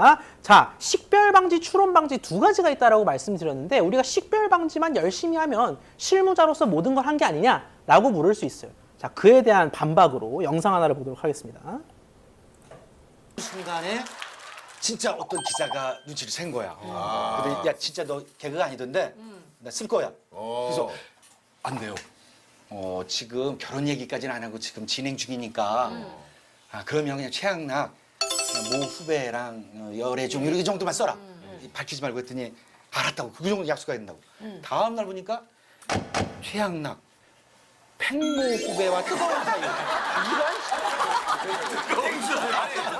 자, 최양락 씨 부인 되는 분이 팽현숙 씨인 건 알고 계시죠? 그 팽현숙 귀인카라는 이행시로 유명한 그 팽현숙 씨인데 열애설이 났을 때 최양락 모 후배와 열애 중 이렇게 하면 될 거를 팽모 후배와 뜨거운 열애 중 이렇게 기사를 내는 바람에 사실 모든 게 공개돼 버렸다라는 얘기인데 기자의 시선에서 볼게요. 기자의 시선에서는 뭐 기자가 비식별화를 생각하면서 그렇게 하시지 않았겠지만 식별 방지는 했습니다. 뭐 했어요?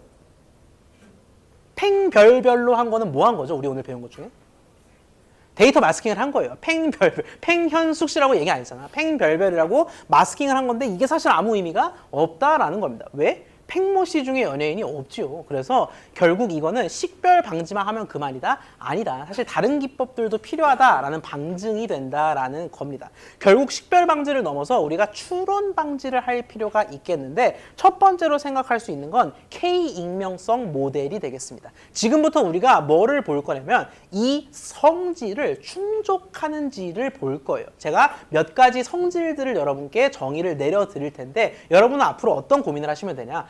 이 성질이 일단 충족되는지 안 충족되는지 이 데이터셋에 대해서 판단을 하시는 게 첫 번째고 두 번째로는 성질을 충족을 못하네? 좀 아쉽네? 라고 한다면 어떤 방법을 하면 될까? 고민을 해보시면 되겠습니다.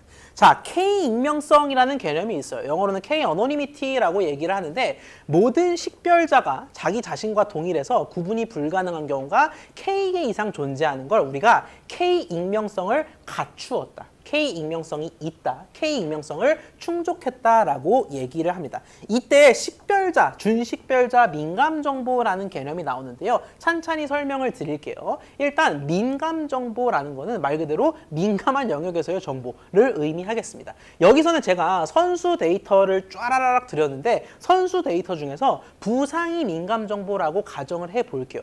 뭐 사실 부상이 다 공개되는 경우도 있지만 부상이 공개된 상태에서 뭐 전략을 짠다든지 그 선수에 대해서 뭔가 분석을 한다든지 할 수가 있겠죠. 그래서 부상이 민감 정보라고 가정을 해보도록 하겠습니다. 그러면 나머지는 뭐가 되냐면 준식별자가 되겠습니다. 식별자와 준식별자, 글자로는 한 끗 차이인데 식별자라는 거는 말 그대로 그 사람을 그 데이터 하나로 식별할 수 있는 것들을 우리가 식별자 변수라고 해요. 주민등록번호 이런 것들이 식별자가 되겠죠. 자, 그래서 지금부터는 이 준식별자와 민감정보 두 축으로 나누어서 살펴보도록 할 텐데 왜 이렇게만 나누냐? 식별자는 애초에 우리가 비식별화하는 과정에서 아예 날려버립니다. 여러분 데이터셋을 다른 사람과 공유하고 내지는 공개할 때 주민등록번호를 안 지우고 공개하나요? 그러지 않죠. 그래서 식별자는 몽땅 날린 상태에서 우리가 준식별자에 대해서 보통 논하게 된다라는 겁니다. 자, 이렇게 데이터셋이 있고 출생 나이 리그가 준식별자, 부상이 민감정보라고 했을 때 K 익명성이라는 건 모든 식별자, 준식별자 얘기하는 겁니다. 자기 자신과 동일해서 구분 불가능한 경우가 K개 이상 존재하는 걸 우리가 K 익명성이라고 얘기합니다. 조심해야 될 건 뭐다? 얘는 민감정보와는 관련이 없다라는 겁니다. 자, 지금 보시면은 유럽 20대라고 할게요. 20부터 30까지니까 30 미만이라고 치고 유럽 20대 프리미어 리그에서 뛰어요. 그리고 이 사람은 햄스트링 부상이야. 이 사람은. 그리고 아랫사람도 마찬가지. 아랫사람 마찬가지. 그리고 아프리카 출생이고 20대고 세리에에서 뛰고 타박상이다. 등등이 있다라고 했을 때 자, 모든 식별자가 자기 자신과 동등하다라는 건 이런 거를 의미하겠습니다. 이게 써질지 모르겠어요. 자, 제가 지금 동그라미 친 요거 특히 그 중에서도 우리가 민감 정보를 빼고 보자고 했죠. 유럽 20대 PL. 자, 이게 나라고 쳐볼게요. 자, 그러면 나랑 똑같은 준식별자 세트를 공유하는 사람은 몇 명? 강의 자료에서 그냥 셋이면 될 것 같아요. 나 포함 몇 명? 5명인 것 같습니다. 자, 이런 경우에는 우리가 내 자신과 동일해서 구분이 불가능한 경우가 5개 존재한다라고 얘기할 수 있겠습니다. 자, 마찬가지 이번에는 파란색으로 표기해 드리도록 하겠습니다. 아프리카 20대 세리에에서 뛰는 사람들. 부상은 다양하지만 민감 정보는 여기서 안 보기로 했으니까 자, 이 파란색 원과 동일한 세트는 몇 세트가 있다? 4세트가 있다라는 겁니다. 자, 이런 경우는 우리가 뭐라고 얘기할 수 있느냐?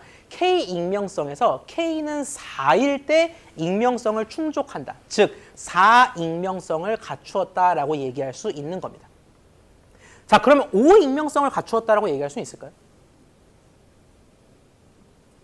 그럴 수는 없어요. 왜냐하면은 얘는 4시고 얘는 5이기 때문에 지금 뭐라고 되어 있냐면 모든 식별자가 구분 불가능한 경우가 적어도 K개 이상 존재한다기 때문에 여기서 5이 존재한다 하더라도 요 파란색 친구의 경우에는 자기 자신과 똑같은 복제품이 5가지 존재하진 않아요. 그래서 이 경우는 우리가 뭐라고 얘기할 수 있다? 정확하게 메모장으로 적어드리면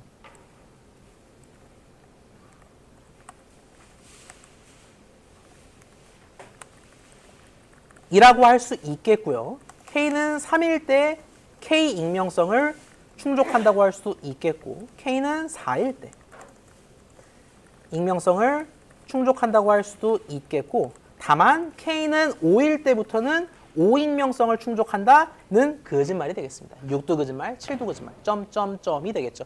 2익명 오케이, 3익명 오케이, 4익명 오케이, 5부터는 아니 되겠다. 우린 이거를 K 값 익명성, K 어노니미티라고 얘기하겠습니다. 그러면 슬슬 궁금해지죠. 이게 분명 K가 올라갈수록 뭔가 좀 단단한 데이터셋, 잘 식별이 안 되는 데이터셋일 것 같기는 해요. 근데 이게 정확한 기준이 있느냐? 여러 곳에 따라 달라요. 어느 기관이 어떤 곳에서 데이터를 공개하냐, 관리하냐에 따라 다르지만 미국 교육부 사례를 들어드리자면은 안전도를 보장하는 최소한의 K는 보통 3이라고 정의를 합니다. 그리고 5 이상 10 이하인 K에서 높은 안전도를 가진다라고 얘기를 해요. 지금 어떤 상황? K가 4인 상황이니까 최소한의 안전보장 정도로 얘기할 수가 있겠지요. 사실 방금 전에 영상을 보여드린 이유가 여기 있습니다. 팽모 씨라고 하면은 팽모 씨는 준식별자를 성씨라고 했을 때 성씨만으로 본인의 복제품, 즉 본인과 똑같은 식별자를 가진 연예인이 없잖아요. 그러니까 그냥 열애서를 공개해버리는 거나 다름이 없지. 그런 경우에는 오직 1익명성만 충족하니까 안전이 보장이 안 된 상황이다. 곤혹에 빠진 상황이다 라고 얘기할 수가 있겠습니다. 여기까지 질문 있을까요? 자, 그러면은 얘를 누군가 악의적인 공격자가 공격할 수, 다시 말해 식별하려고 시도할 수가 있을 겁니다. 어떤 시도를 할 수 있느냐? 지금부터 살펴보도록 할게요. 두 가지 차원에서, 뭐 여러 가지가 있겠지만 두 가지 차원에서 대표적으로 공격을 할 수가 있겠는데, 자, 미지의 부상 선수, 그러니까 요 중에 있어요. 어차피 전 세계의 부상 선수가 요 안에 있다라고 쳐볼게요. 전 세계의 부상 선수가 요 안에 있다라고 했을 때 미지의 부상 선수 X, 이 X의 정체를 알고 싶어요. 자, 그런데 X가 만약에 프리미어리그 PL 소속이라고 생각을 해보겠습니다. 자, 근데 내가 PL 선수가 옌지는 몰라. 얘일 수도 있겠죠. PL 선수, X가 PL 선수라고 했을 때 얘 중 몇 번 선수인지는 모르겠어. 근데 사실 우리가 진짜 알고 싶은 건 보통 민감 정보. 얘 어디 다쳤지? 얘 그럼 몇 개월 뒤에 돌아오지? 이런 게 궁금한 거잖아. 그런데 얘 5 중에 누군지는 몰라도 X가 어디 다쳤는지는 알 수 있어요. X는 어디 다쳤어요? 햄스트링 다쳤죠? 왜냐하면 지금 전 세계 부상 선수 여기 다 모여있다라는 건데 5이 PL 5이 전부 햄스트링 부상이라는 겁니다. 이런 거를 우리가 동질성 공격에 당했다라고 이야기를 합니다. 데이터가 애초에 같은 식별자 세트에 대해서 동질적인 민감 정보를 갖고 있기 때문에 이런 경우에는 동질성 공격에 의해서 민감 정보가 밝혀졌다라고 얘기할 수 있다라는 거고요. 이번에는 PL 말고 세리에에 대해서도 공격이 가능할까라고 생각을 해볼게요. 미지의 부상 선수 Y, 다른 사람이 세리에 소속이라고 했을 때, 자, Y에 대한 배경 지식, 백그라운드 날리지를 내가 가지고 있다라고 생각을 해보겠습니다. 어떠한 백그라운드를 가지고 있냐? Y의 무릎이 지극히 정상이에요. 요게 조각 배경 지식이라고 가정을 해보겠습니다. 자, 근데 이걸 알고 있다면 나 역시 Y의 부상 위치가 어딘지 알 수 있어요. Y는 무슨 부상? 타박상. 왜냐하면 십자인데 무릎에 있잖아. 무릎에 있는데 무릎이 정상이라는 걸 내가 알고 있어. 공격자가 알고 있기 때문에 Y는 타박상. 왜냐? 타박, 십자, 타박 중에 하나인데 십자가 아니라는 걸 알기 때문에. 즉, 어떠한 조각 배경 지식을 알고 있는 상태에서 민감 정보를 파악할 수 있는 경우, 우린 그걸 배경 지식 공격이라고 합니다. K 익명성 모델은 이렇게 두 가지 차원에서의 공격에 쉽게 노출될 수 있다라는 거예요. 그럴 수밖에 없는 게 K 어노니미티를 얘기할 때 제가 뭐를 뺐어요? 민감 정보에 대한 얘기를 아예 안 했어요. 이 K 익명성은 오직 나의 다른 쌍이 몇 개가 있냐, 내 도플갱어가 몇이 있냐만 궁금해하기 때문에 이 민감 정보가 동질적이라든지 하는 문제로부터 자유로울 수 없다라는 거죠. 그래서 우리가 자연스럽게 생각할 수 있는 개념이 L 다양성, L 다이버시티 모델이 되겠습니다. L 다양성까지 우리가 논의할 수 있는데, 참고로 말씀드리자면 우리가 통상적으로 비식별화를 한다라고 했을 때 실무에서는 K를 제일 중시합니다. 얘가 가장 기초긴 해요. 얘를 많이 포커스로 보지만 필요에 따라 뭐 L 다양성이라든지 또는 나아가서 T 근접성 등등의 개념을 쓰긴 하는데, L 다양성은 뭐냐? 식별자가 동일해서 구분이 불가능한 데이터들, 이거 우리가 뭐라고도 대체해서 얘기할 수 있을까요? 방금 봤던 개념 중에서 동질 집합으로 볼 수 있겠죠. 동질 집합 내에서는 적어도 L입니다.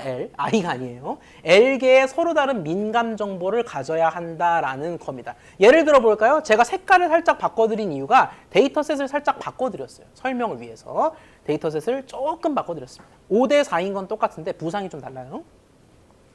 자, 식별자가 동일해 구분이 불가능한 데이터를 동질 집합 단위로 한번 구획화해 보도록 하겠습니다. 그러면 어떻게 구획화할 수 있느냐? 빨간 구획이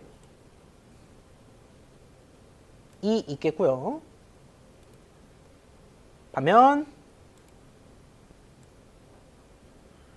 안 보이네요.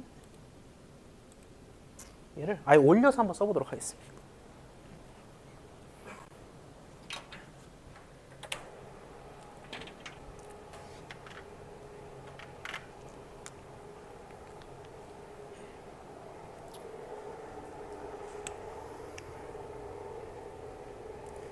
자, 식별자가 동일해 구분이 불가능한 데이터. 다시 말해 동질 집합 내에서는 적어도 L개의 서로 다른 민감 정보가 있어야 한다라는 겁니다. 동질 집합은 두 클래스입니다. 첫 번째로 요게 한 동질 집합 A라고 할게요. 편의상. 두 번째로 B 동질 집합. 요 두 가지를 얘기할 수가 있겠습니다. 자, 여기서는 적어도 L개의 서로 다른 민감 정보를 가져야 한다라는 게 L 다이버시티의 원리다라는 겁니다. A에는 5명이 있죠. 이 5명에는 몇 가지의 서로 다른 민감 정보가 있습니까? 3가지인가요? 햄스트링, 다리골절, 십자인대 정도 같아요. 즉 3가지가 있다. 여기 쓸게요. 자, B집합의 경우에는 밑에 공교롭게도 이렇게 되어 있는데 타박상이라고 지우개에 써 있습니다. 예. B에는 몇 가지 서로 다양한 민감 정보가 있죠? 2가지인 것만 같습니다. 자, 그러면 우리가 뭐라고 얘기할 수 있느냐? 방금 K 봤던 거랑 좀 유사해요. A집합만 봤을 때는 3다양성을 충족한 겁니다. B집합만 봤을 때는 2다양성을 충족해요. 전체 데이터로 봤을 때는 뭐라고 얘기할 수 있다? 2다양성을 가졌다라고 얘기할 수 있다라는 겁니다. 다만 3다양성을 가졌다라고 얘기할 수는 없다. 왜? B집합에는 3가지 다양한 세트는 없으니까 라고 이야기할 수 있는 겁니다. 요거까지 얘기하면 적어도 앞서 봤던 것들 중에서 어떤 공격에는 방어가 성공적으로 될 것 같아요.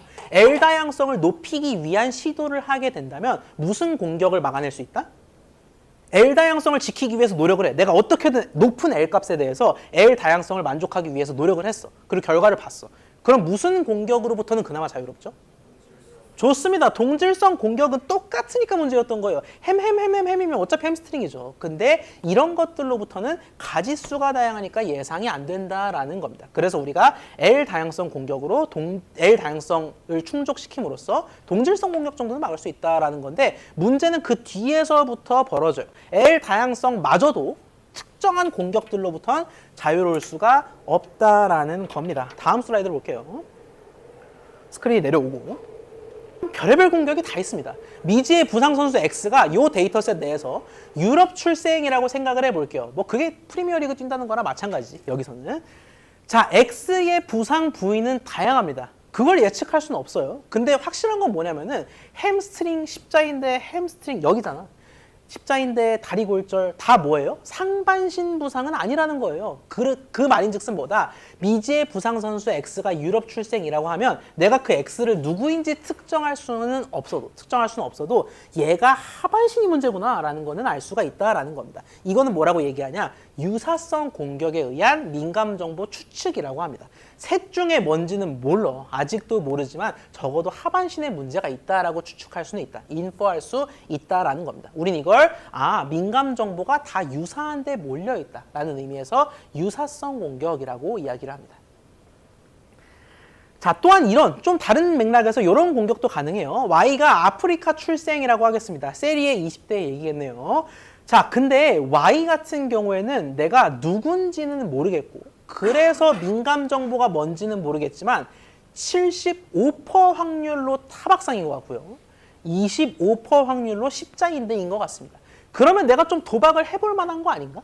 75%라면 굉장히 대다수에 해당하니까 얘는 내가 찍어보자면 타박상일 것 같다라고 찍을 수 있다라는 거죠. 오타가 났군요. Y의 부상 부위는 높은 확률로 타박상입니다. 타박상. 자, 그러면 이걸 뭐라고 하냐? 스큐니스 어택, 쏠림 공격이라고 얘기를 합니다. 민감 정보가 특정한 부분에 쏠려 있기 때문에 다양성 자체는 충족했지만 특정 부분에 쏠려 있기 때문에 그걸로 찍으면 얼추 맞는다. 우린 이걸 쏠림 공격에 의한 민감 정보 추측이라고 얘기합니다. 보시면 아시겠지만 앞서 봤던 이 K보다는 조금 정확한 공격들은 아니에요. 다 추측에 가까운데 어쨌든 추측할 수 있다는 것 자체가 우리가 원치는 않는 결과다라는 거죠. 그러면 이 중에서도 유사성 공격은 그렇다 치고 쏠림 공격 같은 경우에는 어떻게 우리가 이번엔 또 어떤 지표를 생각해서 막을 수 있느냐 한번 고민해 볼 필요가 있어요. 그 지표는 저희가 10분 쉬었다가 좀 살펴보도록 하겠습니다. 저희는 5시 정각에 다시 만나죠. 자, 남은 내용 얼마 없으니까 마저 달려보도록 하겠습니다. 우리가 계속해서 다양한 프라이버시 모델들을 보고 있어요. 첫 번째로 K-익명성 모델에서는 준식별자 세트가 동일한 놈, 즉 팽모씨가 얼마나 있냐라는 건데 5대4, 즉 4를 따라서 우리는 이걸 4익명성을 충족한다라고 얘기할 수 있다라는 겁니다. 근데 그러다 보면 대표적으로 동질성 공격, 즉 어차피 우리 세트 내에선 다 햄스트링 부상이네? 그럼 얘도 햄스트링이겠지 라는 식의 공격에 취약하기 때문에 결국 뭐에서 기인한 문제였어요?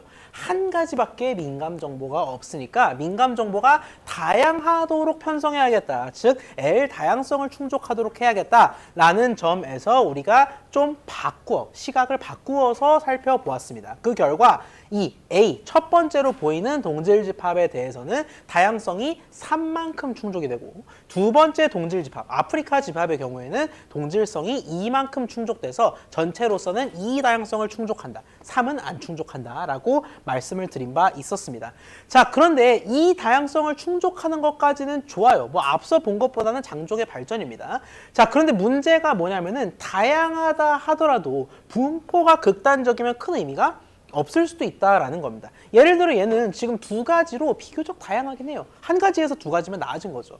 근데 두 가지긴 두 가지인데 거의 타박의 가끔 십자인데 라면 내가 타박으로 추측할 수 있지 않겠냐라는 겁니다. 즉 뭐다? 다양성이 기계적으로 가지수만 다양한 건 아무 소용이 없다. 여러분 학식이 100일 동안 뭐 여러 가지 메뉴가 나오는데 100일 중에 60일이 비빔밥만 나온다고 생각해 보세요. 끔찍하죠. 그렇기 때문에 가지수가 문제가 아니라 사실 분포도 문제이지 않을까라고 생각해서 우리가 L 다양성은 L 다양성인데 좀 다른 차원에서의 L 다양성을 생각하자라는 거예요. 얘는 재귀 CL 다양성이라고 얘기합니다. 그래서 L 다양성이 보이는 것처럼 실제로 L 다양성을 가져야 얘를 부분적으로 충족하는 거예요.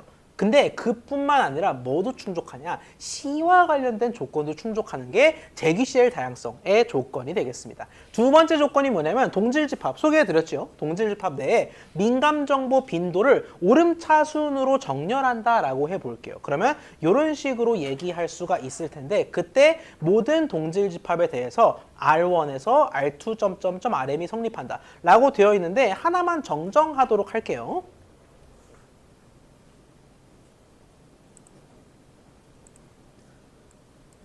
요게 아니고 내림차순이 되겠습니다. 오타가 두 개가 있네요. 첫 번째로는 앞서 설명했던 그 타박상 관련 오타고 얘는 내림차순이 되겠습니다. 즉 R1이 제일 센 놈이에요. R1이 제일 큰 값입니다. R1이 제일 큰 값으로 내림차순이 되겠습니다. 오타입니다.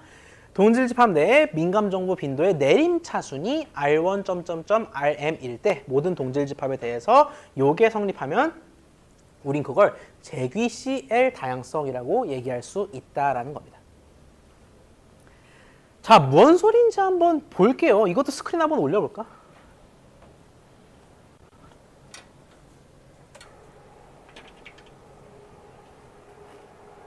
자, R1, R2... RM, 뭐 내림차순, 민감정보, 빈도 어쩌고저쩌고 나오는데 한번 천천히 보도록 하겠습니다. 자, 지금 얘를 지우려고 했네요. 얘는 기계로 쓴 건데. 네. 자, 집합은 그대로 두도록 하겠습니다. A 동질 집합, B 동질 집합 두 가지가 있다라고 했을 때 L 다양성을 가지는 건 기본이고 거기서 C 다양성도 가져야 된다. 이때 C는 뭐냐?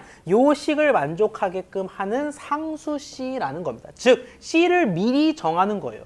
얘를 계산하고 난 뒤에 C를 알맞게 뭐 곶감 빼먹듯이 이렇게 정하는 게 아니라 C를 정한 상태에서 얘가 충족되는지 물어본다라는 겁니다. 근데 이게 무슨 의미를 가지는지 한번 계산을 하면서 생각을 해볼게요. R1, R2, RM이라고 했는데 뭐 C를 한 1로 넣어볼까요? 1. L은 2로 넣어서 제귀 1, 2 다양성을 충족하는지 한번 평가해 보도록 하겠습니다. 자, 그러면 동질집합 네라고 했으니까 일단 A집합에 대해서 우리가 생각해 볼 필요가 있어 보여요.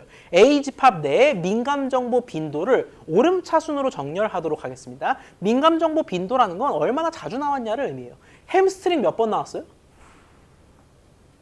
A집합 얘기하는 겁니다. 햄스트링 몇 번? 2번 좋습니다. 다리골절 몇 번?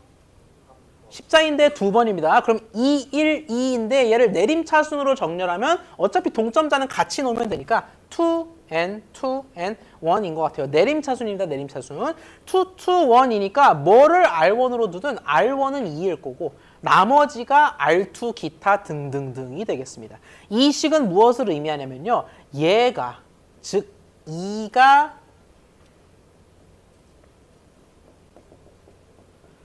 보다 작냐를 묻고 있는 겁니다. 점점점이라고 표기했지만 여기는 애초에 2개밖에 없죠. 즉 2 더하기 1이다라는 겁니다. 2 더하기 1은 3이고요. 우리는 C를 1로 두었습니다. 3은 2보다 다행히도 큽니다. 즉 제귀 CL 다양성을 A집합에 대해서는 만족했다라는 거예요. 왜? A집합은 어차피 이 다양성을 가진다는 거 방금 봤잖아. 그렇기 때문에 A집합에 대해선 제귀 CL 다양성을 가진다 라고 얘기할 수 있겠고 만약 이 논리가 전체 9개에 대해서도 통한다면 우리가 제귀 1, 2 다양성을 충족했다라고 볼 수 있는 겁니다. 자, 그러면은 A집합에 대해서 충족을 하니까 B집합에 대해서도 한번 볼게요. 라고 했을 때 어차피 이 다양성을 충족하는 건 A, B 다 마찬가지라고 했습니다. 다시 말해서 모두 참이고요. 우리 방금 전에 검증했습니다. 1, C가 1일 때 제귀 C1 가능성, 다양성을 충족을 한다라고 했습니다. 이제는 B에 대해서 볼게요. 자, B집합, B동질집합을 보는데 타박상 십자인데 타박상인 것 같습니다. 그러면 우리가 오름차순, 내림차순으로 정렬을 했을 때 3, 1이 될 것 같습니다.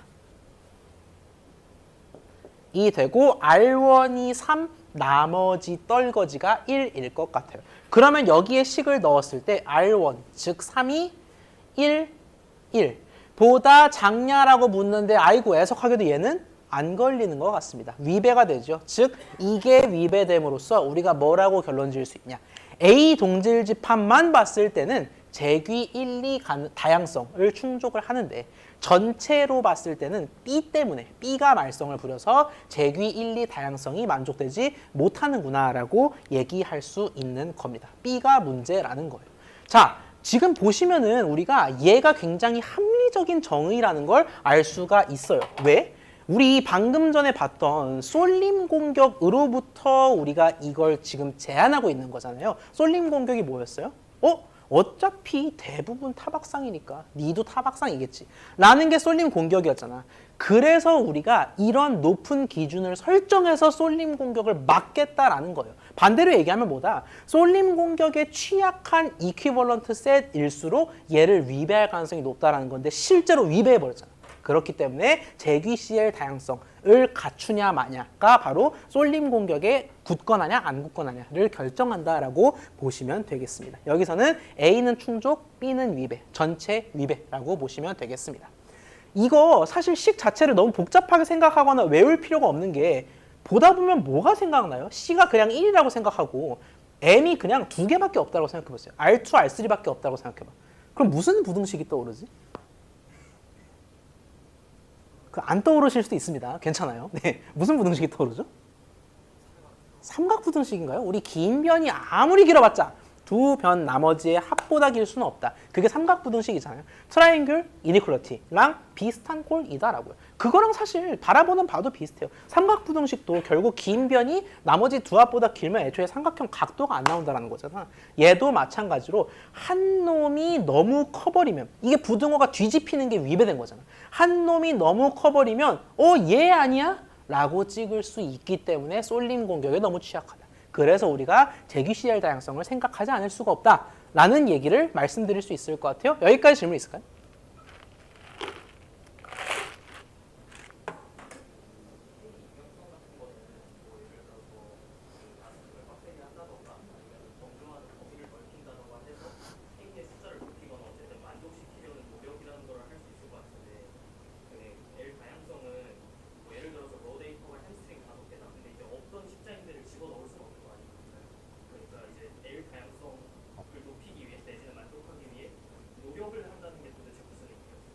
아주 좋은 포인트예요. 제가 처음에 이 다양성, 뭐 익명성, 뭐 근접성 등등을 얘기할 때 두 가지를 집중하라고 말씀드렸잖아요. 이거를 충족하는지 보고 안 충족한다면 우리가 어떤 액션을 취할지 보라라고 했는데 두 번째를 말씀하신 것 같아요. 아마 이거 결국에 어떤 액션을 직접적으로 취해야 된다라고 논하기는 어려운 게 맞습니다. 즉 제기시의 다양성에서 C는 1이고 L은 2일 때 위배가 돼. 그럼 얘가 문제네? 라고 했을 때 어떤 액션을 명확히 취하라라고 단정할 수는 없지만 적어도 우리가 뭘 알 수 있냐면 이 이퀴벌런트 셋이 말썽이니까 우리가 민감 정보 자체를 건드리거나 어그리게이트 할 게 아니라면은 요 동질 집합에 뭔가 액션을 취해야 된다라는 사실은 분명해집니다. 그렇다면 어떤 액션을 취할 수 있느냐? 요 범위를 바꾸든가 할 수 있겠죠. 예를 들어서 얘가 20, 30이라서 문제가 있다. 그러면 우리는 어차피 원본을 가지고 있는 DB 관리자니까 어떻게 할 수 있을까요?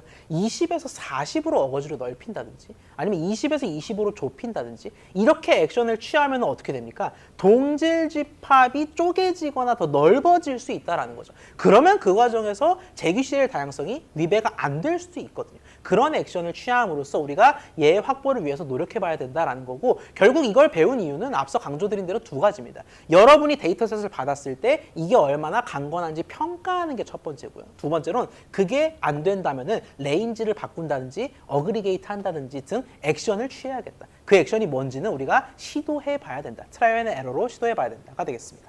좋은 질문 주셨어요. 다른 질문 있을까요? 네. 네. C는 그냥 상수입니다. 그러니까 말 그대로 내가 어느 정도로 세게 이 부등식에 상수를 넣어주고 싶냐. 그냥 그 차이라고 보시면 돼요. 내가 1을 넣고 싶으면 1을 넣어주고 2를 넣고 싶으면 2를 넣어주는데 내가 쉽게 얘기해서 이 규칙이 결국 나타내는 건 뭐냐면 야, 제일 큰 놈, 네가 너무 크면 네로 다 추측하지 않겠냐? 가 문제잖아요. 이걸 좀 세게 넣어주고 싶으면 C값을 어떻게 해야 될까요? 그죠? 낮게 해가지고 쉽게 얘가 넘어버리도록 만들면은 그게 세게 C를 준다라고 얘기할 수 있겠습니다. 네. 아주 좋은 질문이에요. 다른 질문 있을까요?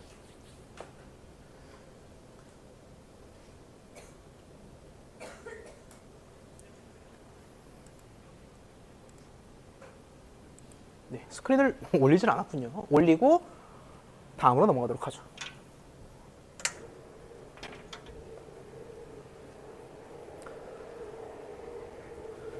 자, 사실 이거 말고도 보통 함께 비식별화에서 언급되는 게 뭐 T 근접성, T 접근성이라는 것도 있습니다. 근데 요 정도로만 살펴보더라도 우리가 정량적으로 이 데이터가 얼마나 비식별화되어 있는지, 얼마나 이 공격에 안전한지를 확인할 수 있다라는 게 되겠고요. 마지막으로는 저희가 데이터 윤리에 대해서도 간단히 다룬다라고 말씀을 드렸어요. 사실 이 데이터 윤리, 나아가서 인공지능 윤리라는 범위가 굉장히 방대합니다. 진짜 이것만으로도 거의 2주 수업을 할 수 있을 정도의 분량인데 그중에서 제가 개인적으로 좀 주목하고 싶은 또 여러분이 아셔야 할 법한 그런 신뢰 가능한 AI에 대해서 언급드리고 가볍게 언급드리고 마치도록 할게요. 사실 데이터 윤리보다는 인공지능 윤리라는 게 훨씬 더 많이 알려진 개념입니다. 이 인공지능 윤리라는 건 말 그대로 AI 전반과 관련된 에틱스, 윤리가 된다라는 건데 이 인공지능 윤리에 대한 본격적인 담론이 시작됐다시피 한, 기폭제가 되다시피 한 사건이 바로 요거예요. 미국 사법부가 과거에 유죄를 받은 적이 있는 이들의 재범 가능성을 추정하기 위해서 컴파스라는 알고리즘을 썼습니다. 근데 이 알고리즘을 이용한 결과 한 매체의 보고에 따르면 흑인 집단이 백인 집단보다 고위험 판정을 받을 가능성. 즉 이거는 결국 예측이잖아요. 내가 속단하는 거지 않습니까? 얘가 재범을 할 거다 안 할 거다. 그 속단한다고 했을 때 흑인 집단이 고위험 판정을 받을 가능성이 2배 가깝다라는 결론에 도달했다라는 겁니다. 결과적으로 봤을 때 얘가 차별적 요소를 가지고 있다라고 얘기하지 않을 수가 없는 상황이죠. 이 사례뿐만이 아니라 AI 분석에 기반해서 재범 위험성이 높다고 판단해서 중형을 실제로 선고를 했는데 피고인이 요구를 했어요. 데이터셋을 공개하고 내가 왜 이런 판단을 받았는지 알려달라라고 요구했을 때 그 요구가 거절된 것이 논란을 촉발하기도 했습니다. 이러한 사례들이 모여서 결국 우리가 어떠한 것에 대한 얘기를 하기 시작했냐? AI 윤리에 대해서 이야기하기 시작했습니다. 데이터셋 자체가 편향되어 있지는 않을까? 아니면 필터 버블이라고도 흔히 얘기하는 알고리즘이 편향되어 있지는 않을까? 그래서 편향된 결과를 인공지능이 만들어내지 않을까에 대한 이야기를 하기 시작했다라는 거지요. 그러면 우리가 이쯤에서 살펴봐야 할 거는 개개인 사례, 개개별 사례 사례도 좋지만 인공지능 윤리에 대한 국내외 기준을 살펴보면 좀 좋을 것 같아요. 그래도 가장 잘 정비돼 있는, 그리고 우리가 오늘 좀 주목해 볼 만한 거는 EU의 사례가 되겠습니다. 유럽연합이 2019년에 신뢰할 수 있는 인공지능 윤리 가이드라인이라는 것을 공개를 했습니다. 공개를 해서 신뢰 가능한 AI의 3가지 속성 그리고 7가지 요구사항을 제안했는데 오늘은 요것들을 보고 좀 수업을 마무리해 볼까 해요. 이 밖에도 OECD도 공개한 게 있고 한국의 경우에는, 우리나라의 경우에는 2020년에 사람이 중심이 되는 인공지능 윤리 기준이라는 걸 발표했는데 사실 이런 많은 가이드라인들이 의뢰 그렇듯이 EU나 미국에서 발표한 것들을 많이 참고해서 고안이 되었습니다. 그래서 EU에서 발표한 저 신뢰 가능한 인공지능 윤리 가이드라인에 대해서 한번 살펴보도록 할게요. 자, 유럽연합이 이런 질문을 던집니다. 신뢰할 수 있는 인공지능이 갖추어야 할 3가지 속성, 뒤에 뭐 7가지도 나오겠지만 3가지 속성이 무엇이냐 라고 했을 때 요 3가지가 핵심이다 라는 겁니다. 믿을 수 있는, 신뢰할 수 있는, 즉 문제가 없는 인공지능이라면은 요 3가지를 갖춰야 한다라는 건데 첫 번째는 적법성입니다. 구속력을 가지는 모든 법령과 규정을 AI가 준수해야 한다. 말 그대로 적법한 인공지능이어야 한다라는 거지요. 사실 이거는 그 법이 마련되어 있을 때 의미가 있는 기준이 되겠습니다. 법이 없다면 애초에 적법성에서 위배될 만한 소지가 없겠죠. 두 번째로 살펴볼 게 에티컬, 윤리성이 될 텐데 이거랑 무관하게 제가 방금 전에 약간 밑밥을 깔듯이 말씀을 드렸죠. 법이 없으면 의미가 없을 텐데 법이 없더라도, 구속력이 없더라도 그 인공지능은 윤리적 가치에 부합해야 한다. 얘가 위배되면 신뢰할 수 없는 인공지능이다라는 겁니다. 세 번째로는 우리가 잘 쓰는 표현이죠. 로버스트, 견고함이 되겠는데 선한 목적을 가진 인공지능이라 하더라도 목적과 무관하게 비의도적인 피해를 야기해서는 안 된다가 되겠습니다. 그러면 이 관점에서 봤을 때 우리가 컴퍼스, 방금 전에 말씀드렸던 미 사법부의 알고리즘이 적어도 하나는 위배한 걸 확인할 수가 있어요. 뭐를 위배했을까요?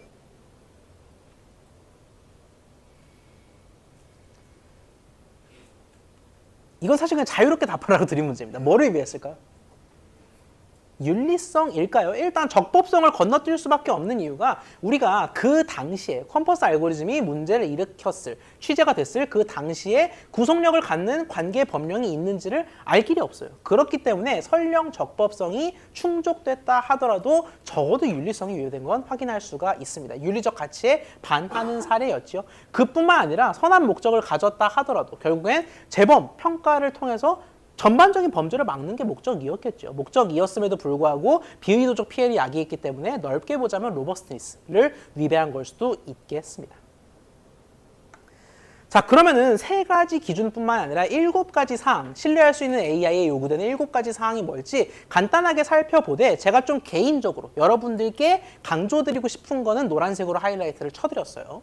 7가지를 찬찬히 눈으로 볼 텐데 인간 행위자와 감독이라는 항목에서는 인간의 감독을 허용해야 한다라고 이야기하고 있습니다. 많이들 하는 얘기죠. 뭐 AI가 만들어졌을 때 뭐 감독 없이, 그러니까 인간의 제어 없이 그냥 돌아가게끔 할 거냐라고 했을 때 인간의 감독을 허용해야 하고 감독권이 적을수록 거버넌스, 관계 규정이나 등등은 엄격해야 한다를 제시하고 있습니다. 물론 이것도 어찌 보면 아주 정확한 칼 같은 기준은 아니에요. 이걸 어떻게 바라보냐에 따라, 어떻게 해석하냐에 따라서 좀 두루뭉술하게 해석이 갈릴 수도 있겠죠. 그렇지만 이런 기준을 적어도 제시하고 있다라는 데 의미가 있는 거고, 두 번째로 기술적 견고함과 안전성, AI에 의해 의도치 않은 위해를 최소화해야 하고 악의적 행위자까지도 고려해야 한다. 공격자를 고려해야 한다라는 의미겠죠.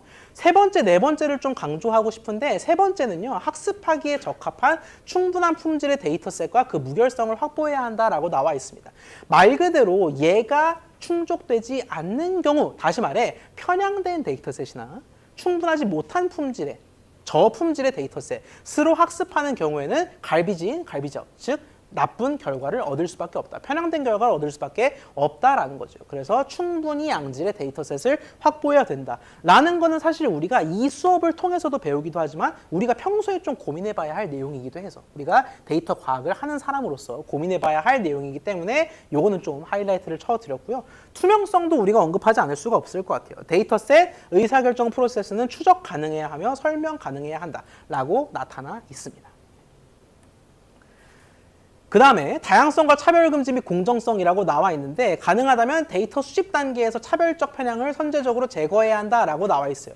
결과적으로 클래스가 편향이 일어나는 건 어찌할 수 없을지 모르겠습니다. 실제로 많이들 그렇잖아요. 그런데 데이터 수집 단계에서 애초에 편향적으로 수집되는 그러한 소지가 있다면 그걸 선제적으로 제거해야 된다라는 걸 강조하고 있다. 우리가 데이터 과학을 할 때도 염두에 두어야 할 기준이 아닐까 싶고요. 뒤에 두 가지도 마찬가지로 언급이 되는데 우리랑은 아주 큰 관련은 없어 보입니다. 결국 앞서 세 가지 속성, 적법성, 윤리성, 경고성을 갖춘 게 신뢰할 수 있는 인공지능이고 보다 스페시픽하게 가자면 이런 기준들을 바탕으로 우리가 신뢰할 수 있는지 없는지 그 인공지능이 신뢰할 수 있는지 평가할 수 있다라는 겁니다.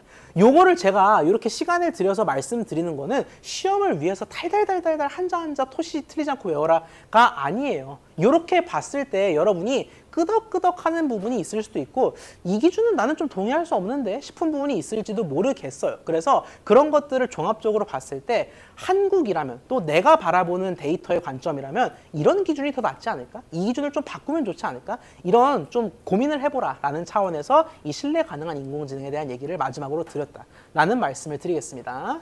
여기까지 질문 있나요? 요거는 사실 2회에서 이런 기준을 제시한 거고 그 기준에 맞게끔 제가 해석을 드린 거기 때문에 이게 윤리성에 뭐 딱 O다 X다 이렇게 기다 아니다가 명확히 갈리는 문제가 아니라는 걸 먼저 말씀을 드리겠습니다. 다만 윤리성에 어긋나는 것 같은 경우에는 구속력 여부와 무관하게 일단 얘는 지금 우리가 직접 법령을 검토할 수 없으니까 배제를 했지요.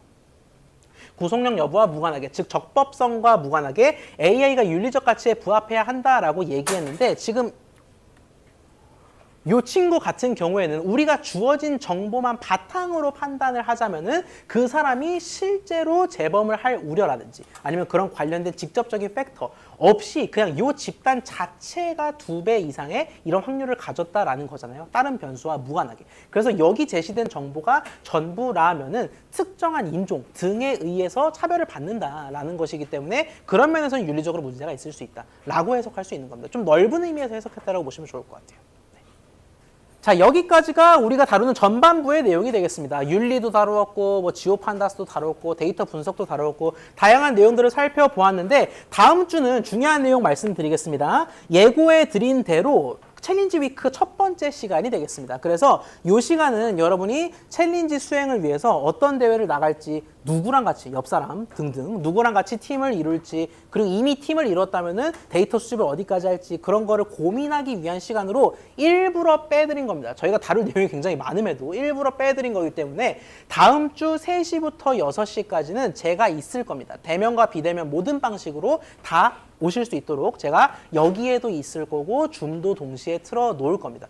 물론 제가 2명은 아니기 때문에 동시에 해결할 수는 없겠지만 대면 비대면 모든 방식으로 저의 도움을 받으실 수가 있는데 챌린지 관련 도움을 받는 게 의도긴 합니다만 그냥 내용에 대해서 질문하러 오셔도 괜찮습니다. 중간고사 준비하다가 이 부분 궁금해요 라고 오셔도 괜찮으니까 편한 방식으로 오시면 되겠고 자세한 사항은 제가 공지를 드리겠습니다. 중간고사 준비 잘 하시고요. 저희는 중간 때 다시 만나도록 하죠. 고생하셨습니다.